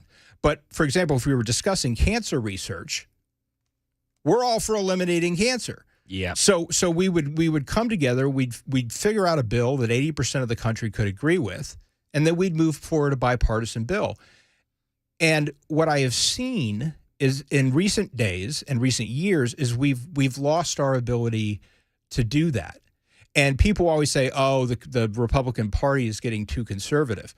I would argue that it's the Democratic Party has moved so far to the left that it is almost impossible to find common ground. So, for example, if someone comes to you and says, okay, we need to defund the police, how much do you want to cut their budget by? You can't, there's nowhere to go on that. Or if they say, hey, we want to push our woke ideology on your kids, we know you don't want to have it start in the second grade, how about the fifth grade? There's nowhere to go on that. And so both sides retreat to their own side. But there is no way to kind of meet them. As Reagan used to say, we're not going to meet you halfway down the wrong road. And so when they come up with policies that are just intolerable and inconsistent with the values that we've always held as this country, there's nowhere to move on this. So we're at this kind of uncomfortable détente. And I think people get very frustrated by them. Why can't they do things in Washington, D.C.? Why can't they pass bills that benefit 80% of Americans? Because there is just such a gap. There's just no place to find common ground. There's no way to meet in the middle. Well, and it really is unfortunate because that has an effect on us just as everyday citizens. We feel that gap, and when in reality, I think a lot of normal everyday, whether it be Twitter users or just the guy you work with or whatever, I don't think that huge gap actually exists a lot of the time. But because that agenda is being pushed in our nation's capital and by the Biden administration, we're seeing we feel that gap and we think that's a reality and that's the way we live our lives. But what you're talking about, 80% of the people are a lot closer on a lot of these issues than the 10% on either side may make it feel like. Do you think the Biden administration is a part of that agenda pushing and that gap creating? Oh, 100%. Yeah. And again, he told the nation that he ran his campaign as a centrist Democrat that was going to stop all of the bickering. Yes. And bring us together. And yet he surrounded himself with, as Stephen Moore pointed out, people who had no experience. He surrounded himself with social activists. He moved so far to the left that I honestly, I feel bad for moderate Democrats because like the people that I enjoyed working with, like the Harold Ford Jr.'s, there's no place for him in that party. And the most popular Democrat ever, President Kennedy, when he was serving in the House today, he wouldn't be let into any of their caucuses with his views, his pro-American views, his tax-cutting views, his wanting a strong defense views. He would not even be welcome in that party. No way. So that is the sad reality, and that's where we find ourselves. I did have a programming note. Senator Haggerty has been detained with some very important business there. He apologizes, and we will work to have him back on. But we're going to do a short commercial break, and we will be back on Supertalk 99.7 WTN.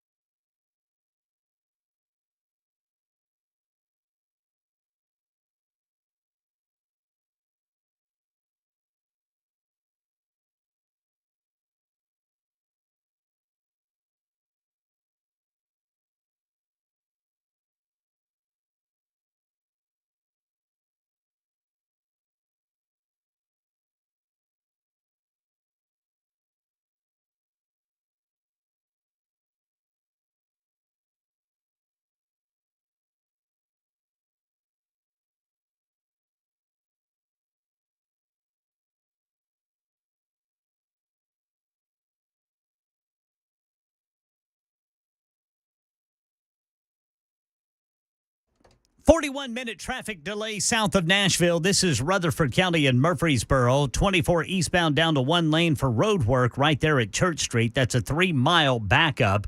We'll tell you about the sadness after a tornado struck, killed people, damaged property in one of our neighboring states coming up at 11:30 on Supertalk 99.7 WTN. And we're back on Supertalk 99.7 WTN. Before we are joined by Matt Murphy, I wanted to get to a couple of the super texters questions. Had one here. Who did you actually work for, HHS or the White House? It's an interesting, it's a great question. And I served in the president's cabinet. He nominated me. The actual position was the Assistant Secretary for Legislation at HHS. And the short answer is both. And it was very interesting because I had the White House Deputy Chief of Staff in our first meeting. He said, I'll give you the advice that my predecessor gave me. And that was, you work 10 hours a day for the president. And if there's any time left over, you can help with the cabinet. And what was interesting about that was the cabinet took the exact opposite perspective. You work for Alex Azar. You're supposed to be loyal to him. Let us know what you're hearing in the White House. And so there's like a natural tension between the two. Thankfully, the agendas of both never really came into conflict, and everyone was pretty much on the same page. But thank you for that question. And then we had another super texter asked, is it better to Matt, can you read that text? Which one was it? The one about DeSantis. Oh yeah. Let me see. Oh, I honestly, okay, this is yeah. So he first referenced how you were talking about more just, the classic liberal Democrat. He's saying, I'm not convinced there are any more. Just look at what happened in Wisconsin Supreme Court election, Chicago mayor race. Both races picked the most extreme candidate. And then he goes to the Republican side. I honestly think Donald Trump's too polarizing at this point. Why not run someone who has the same policies, but speaks more elegantly? That's from 0727. Yeah, no, I appreciate the sentiment, and I've said repeatedly from this microphone, support whoever you want. We have a problem of prosperity as it relates to Republican candidates. We have many people that would do an excellent job and put together an excellent administration. But I don't think it's so much how eloquent a candidate would be as much as what is it that they are saying. Because I think if you're saying the same thing and you're saying it different ways, I don't think that's going to appease the left. And I think that they will despise Governor Santos just as much. And he's kind of had a little bit of a reprieve. The national media went after him pretty hard when his numbers were ticking up.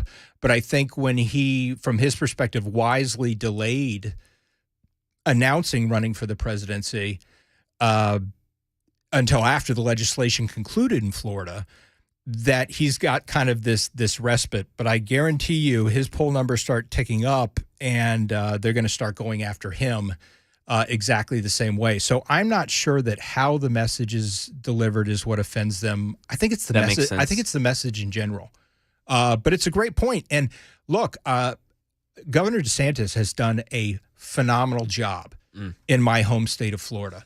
I mean, he literally is doing everything right. He won the election there.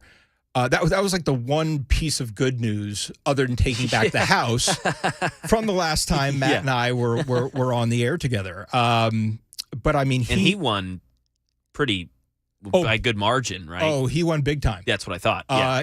And not just that, a lot of the down ballot candidates won as well. I mean, there was, to your point of there not being a red wave, there was a red wave in Florida. And I grew up in Broward County. Right next to that is Dade County. Those were always the two the Democratic just bastions in the state. And it's why going years back to previous elections, like with George W. Bush and the ballot recount, Florida was always kind of a nail biter. And that has completely changed. Florida, that's crazy. Not only do Trump and DeSantis live in Florida, not only has most of the conservatives from all these other states flocked to Florida, but his policy has just been spot on. He is probably the only person who was not taken down by the coronavirus. And it was one of the I am, and we'll argue to the end of time, Trump was slated to win the last election by double digits based on the growth and the success of the country and his administration until the pandemic hit. And the pandemic was a disaster. It was a disaster for everybody. Yep. And I don't think, quite frankly, either party did that great of a job with their response to it. And I think we could do a deep dive one day on what both parties got wrong. But DeSantis got it right. And he was vilified in the media at the time for keeping Florida open, for questioning the things that he was hearing during that and saying, no, yes, we have to deal with this, but we're not going to destroy the businesses in our state. We're not going to destroy people's livelihoods because we're going to get through this, but we will have wrecked these people's finances for the rest of their lives. And as a result, the economy in Florida exploded, and you juxtapose that to California, and it couldn't have been handled any differently by Gavin Newsom and the job that Governor DeSantis did. So I am a big Governor DeSantis fan. I think he's done a fantastic job, and we're just going to let those guys duke it out. It'll be fun. All right. Well, we will be right back on Supertalk 99.7 WTN.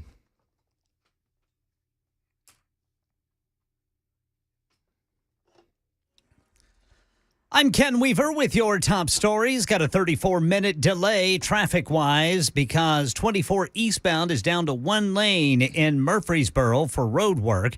That's starting at Church Street. Search and rescue is underway in southeast Missouri where a tornado reportedly caused death and destruction in Bollinger County overnight. Tornado warnings have expired in Arkansas for now, but a tornado watch is still in effect for parts of West Tennessee, including Memphis. And we've got the timeline for the threat we face here in Middle Tennessee during the full forecast in 2 minutes. A 33-year-old Clarksville man is going to prison for 12 and a half years for child exploitation. The U.S. Attorney's Office for Middle Tennessee says starting in 2019, Kevin Figueroa sent lewd photos to a fake dating app account he thought was created by a 15-year-old girl. He eventually showed up at a Clarksville apartment to have sex with the girl, but was met instead by FBI agents. He started deleting apps on his phone. 2.5 years of his 10-year sentence is for trying to get rid of that evidence. That's the latest news. Weather's next. I'm Ken Weaver, WTN News. Hi, I'm Paul Winkler. You often hear me talk about diversification in the investing process, but how do we diversify? Well, we look for things that move in dissimilar fashion historically. Some of those market areas might be really small companies or really large companies, or very growth-oriented companies or value-oriented companies. And one of the things that we find is that when we diversify between these various segments, we can reduce the volatility of the portfolio because they don't move in tandem with each other historically.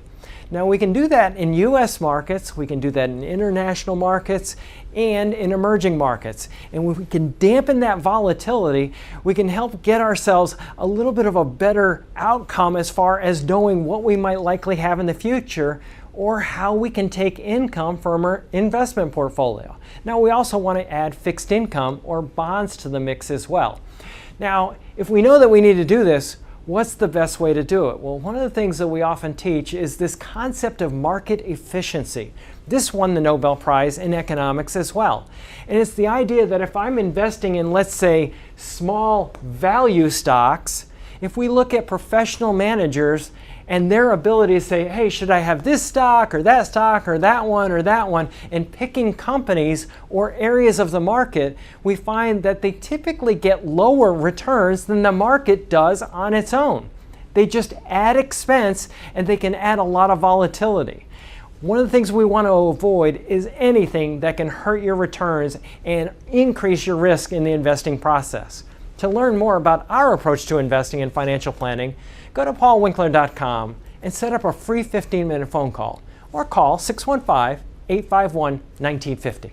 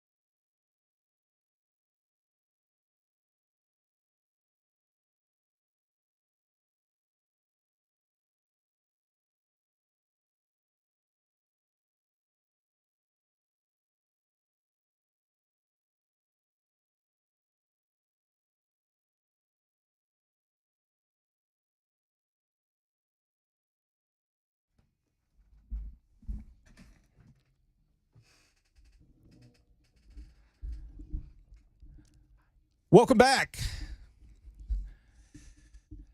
And we are back on Supertalk 99.7 WTN. I am, thanks for being with us today, Nashville, on a very busy news cycle. And I am thrilled to welcome into the program Matt Murphy. Matt, how are you? We call me the other Matt. Matt. Oh, no. That's what we call me. As I pointed out earlier, you're the one who has the voice from God, so... Oh, you're very kind. My dad had a nice radio voice. I just try to emulate him. How's it going? It's going great. It's going great. I didn't realize we were wearing our Trump stuff today. You didn't text me, Mackmore, to tell me. Yeah, after got my boxers on. Bassett's showing us up with the vest and the visor.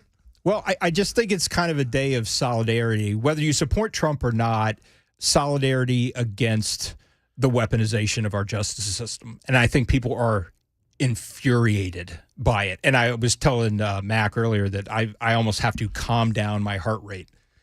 You know, we were talking right before we came back on air that I go back and forth, and it will be a theme of my show today as to how seriously to treat this, because it's obviously a clown show. I mean, there's no there. Read the indictment. When you have a prosecutor, and you know this well, Matt, who Fat Alvin. I like the name too. By the way, Fat Alvin's pretty good. Who is what you're standing before the press after your indictment, the first time a president of the United States of America has been charged with a criminal offense and indicted for a crime, and you're playing coy with what actually the felony is. I mean, that means there isn't one. I'm not sure any person has ever been indicted, gone to an arraignment, and still not known what they were indicted for. Right. What am I being charged? What is the felony charge for exactly? Well, we'll get to that. What are you talking about? So I go back and forth between being amused by all of this and being frightened, because once the Democrats lay the groundwork, this is in the political playbook. But I've long said that one of the benefits that conservatives or libertarians would have, two things. One, they always overplay their hand. When they think they have a winning hand, they cannot help but turn it into, say what you will about January 6th. From a perception standpoint, the left had a winning hand that they could have used politically. But instead they overplayed it, and they called what was civil unrest or even a riot, they started calling it an insurrection. So they overplay it, and most of America looks at that and they roll their eyes. And secondly, they think we're stupid. I mean, they really do think that we're dumb enough to believe the nonsense that comes out of our televisions on CNN, #NeverCNN, I call them, or MSNBC. And because they think flyover country is so dumb, I think there is some lingering hope that this is going to be a benefit for the political left. But I think that hope is dwindling based on some of the commentators on even the leftist networks and how they're, this is just the beginning, Matt. This is just one of many coming down the pipe. Well, in that sense, they do have a point. I mean, we have 5 seated grand juries, all run by Democrats. You've got one in New York, you've got 2 in D.C., and you've got the 2 in Georgia. So in that sense, it is true. There is more coming, but it's just going to be more of the same. I mean, this guy had the world media waiting for his big reveal. And you know why there was no reveal? He leaked it all beforehand. That's exactly there was right. nothing left when they put the camera on him. It was like he was standing there with his pants down, and it was embarrassing. And my thing is it's not just embarrassing to me as someone who worked for the president and who supports him. It's embarrassing to our country when other nations of the world who see us as the leaders of democracy, and they have to see this. I was just talking about a related event involving some of the stuff going on in Nashville with another market. I was doing a radio interview, and I reminded the interviewer, and I'm not saying he was doing anything wrong, but it's not like they're going to say that they're wrong though, and we have to recognize this. The political left is never going to accept defeat nor admit wrongdoing. They're just going to keep plowing through for an example, you go through this indictment, they say, well, there are more indictments coming. You talk about the long-term political ramifications of doing something like this. Well, it's they always have a reason, a loophole, an excuse as to why this is the exception to the long-standing rule and whatnot. And I have to remind myself why Donald Trump was so effective, why he was so good at messaging to the American people, because when he talks about draining the swamp, we know exactly what he's talking about. And now we see it rearing its head. And it reminds me, no one ever said the swamp wasn't going to fight back. Yes. And this is the swamp as it is, because it extends well beyond the Beltway. This is the swamp fighting back. Yes, it is about the establishment. It is about their control. And they reflexively freak out when anyone threatens it. And no one threatened the establishment like former President Trump. He didn't take on one group. He took on everybody at the same time. He basically, I would argue, he had a hostile takeover of the Republican Party. I mean, he took out 16 candidates one by one by one by one. They fell like dominoes. And the upside for the American people is we're not running a Mitt Romney again. We're not doing that. And I don't think anyone wants to go back there. The base of support that Donald Trump enjoys, I think he enjoys it mostly because there's a recognition that even though I may be a conservative and I support and vote for Republican candidates, the Republicans, they can be bought too. Yes. And the reason that Donald Trump upset the apple cart in the manner that he did, he came into an environment that lives and breathes on money, D.C., and how money moves. And he was someone who could not be bought. And so it not only freaked out Democrats, obviously, but it also freaked out a section of Republicans that we now call never-Trumpers. But I don't believe that reflects the way that the American people see him. I think most people who kind of gravitated away from Trump in the last several years did so because they feel like his baggage is too much to convince America to vote for him again. Mm-hmm. What's been going on the last several weeks? I think obviously he announced his candidacy, and there was a big question about whether Trump or DeSantis would be the right guy for this moment.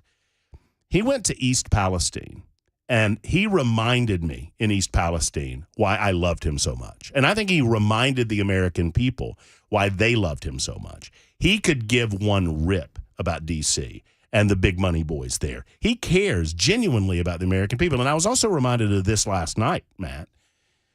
Donald Trump doesn't need any of this.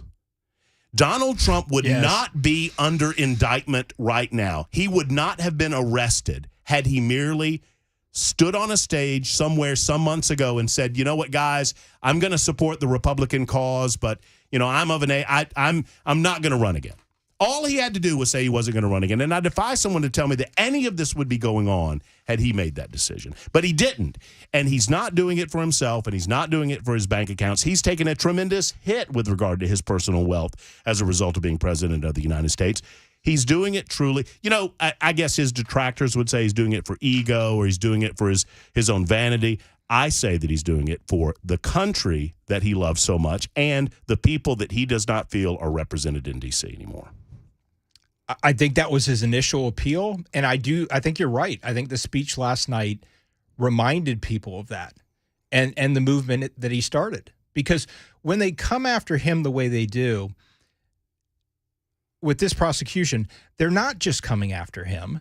They're coming after the 75 million people who voted for him. Mm-hmm. I mean, you look back to the president's comments the last summer. Oh, Republicans are okay, just not those MAGA Republicans.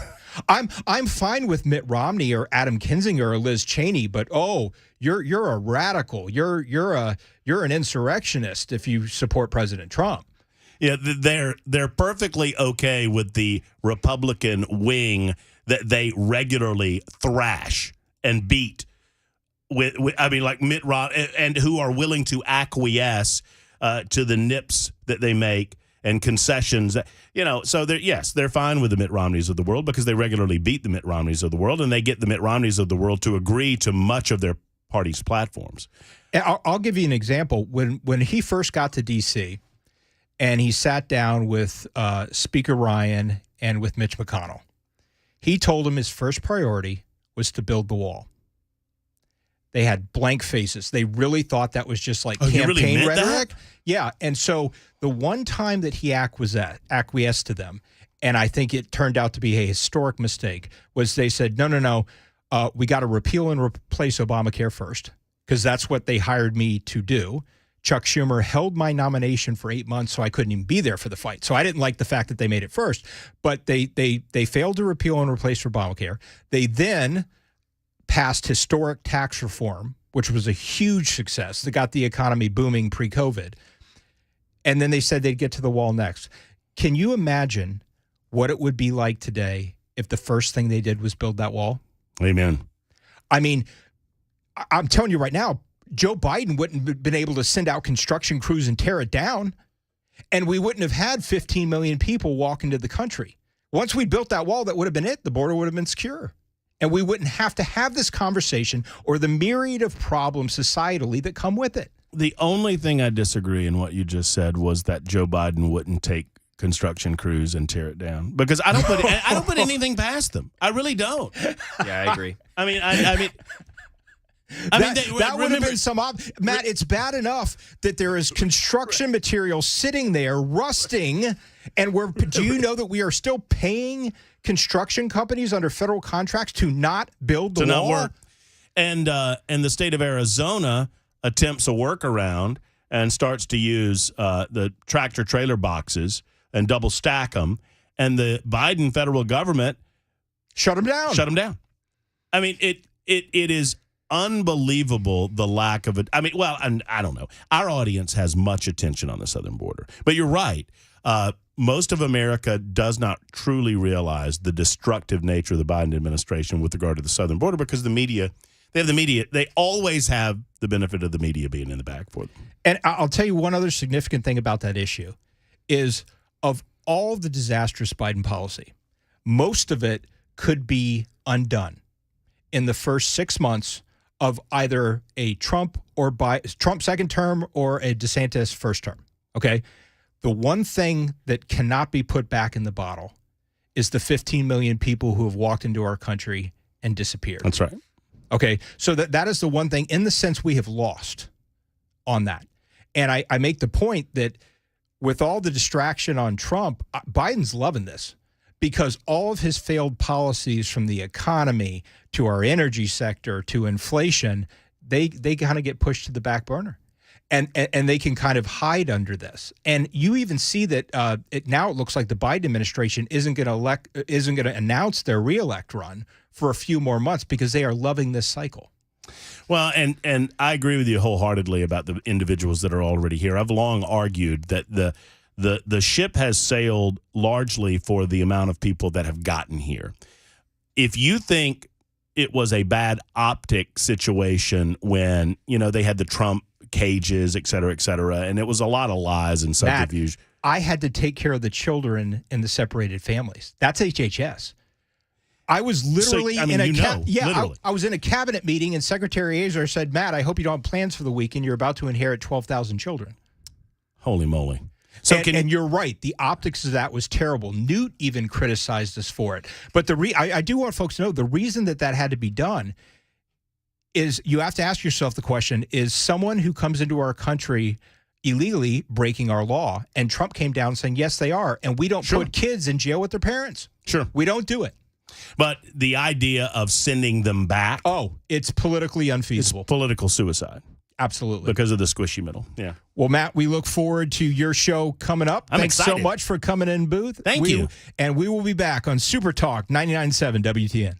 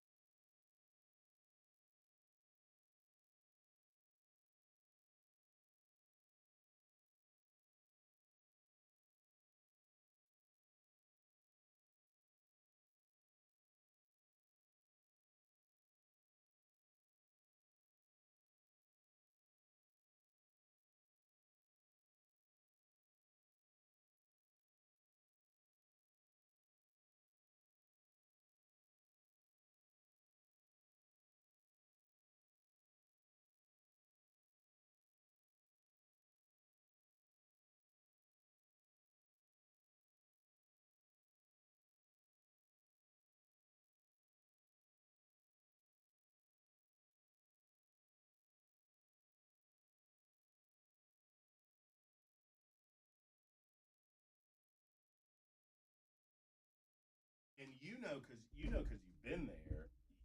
And I tell people The hilliness.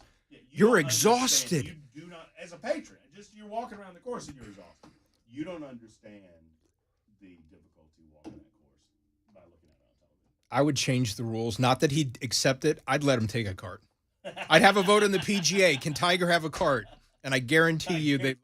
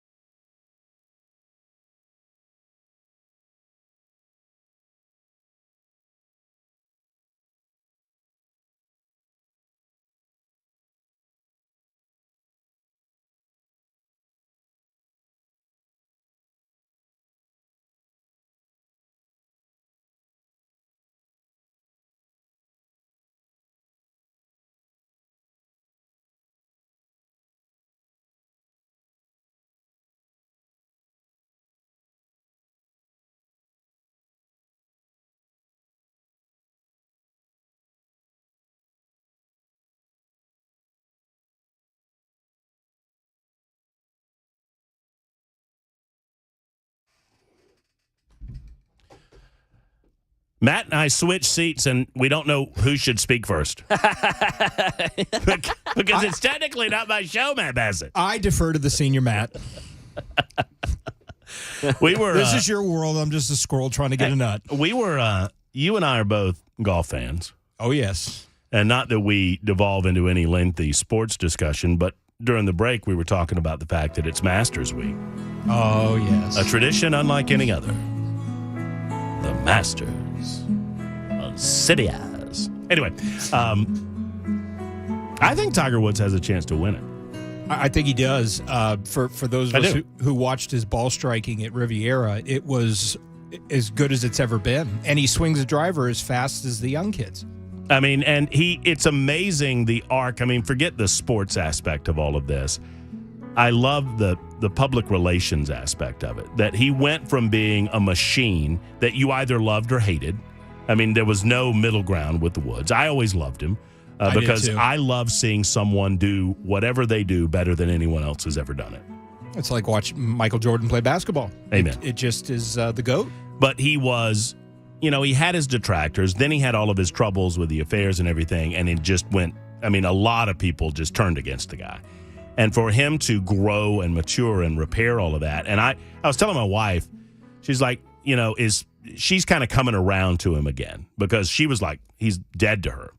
And I told her the story that he gave an interview after his accident. And he said, and they said, were you worried you wouldn't be able to play competitively? He said, I told my doctors all I wanted to do in my life was to play golf with my son. That was it. That's awesome. Is that not cool? It is. And now he's back playing at the most prestigious golf tournament in the world. So there you go. There you go. Matt, I hope everybody enjoys it. Thank you for letting me horn in on your show. You are more than welcome anytime. Back Friday? I am. Back on Friday. I'm back in about 3 minutes on Supertalk 99.7 WTIP.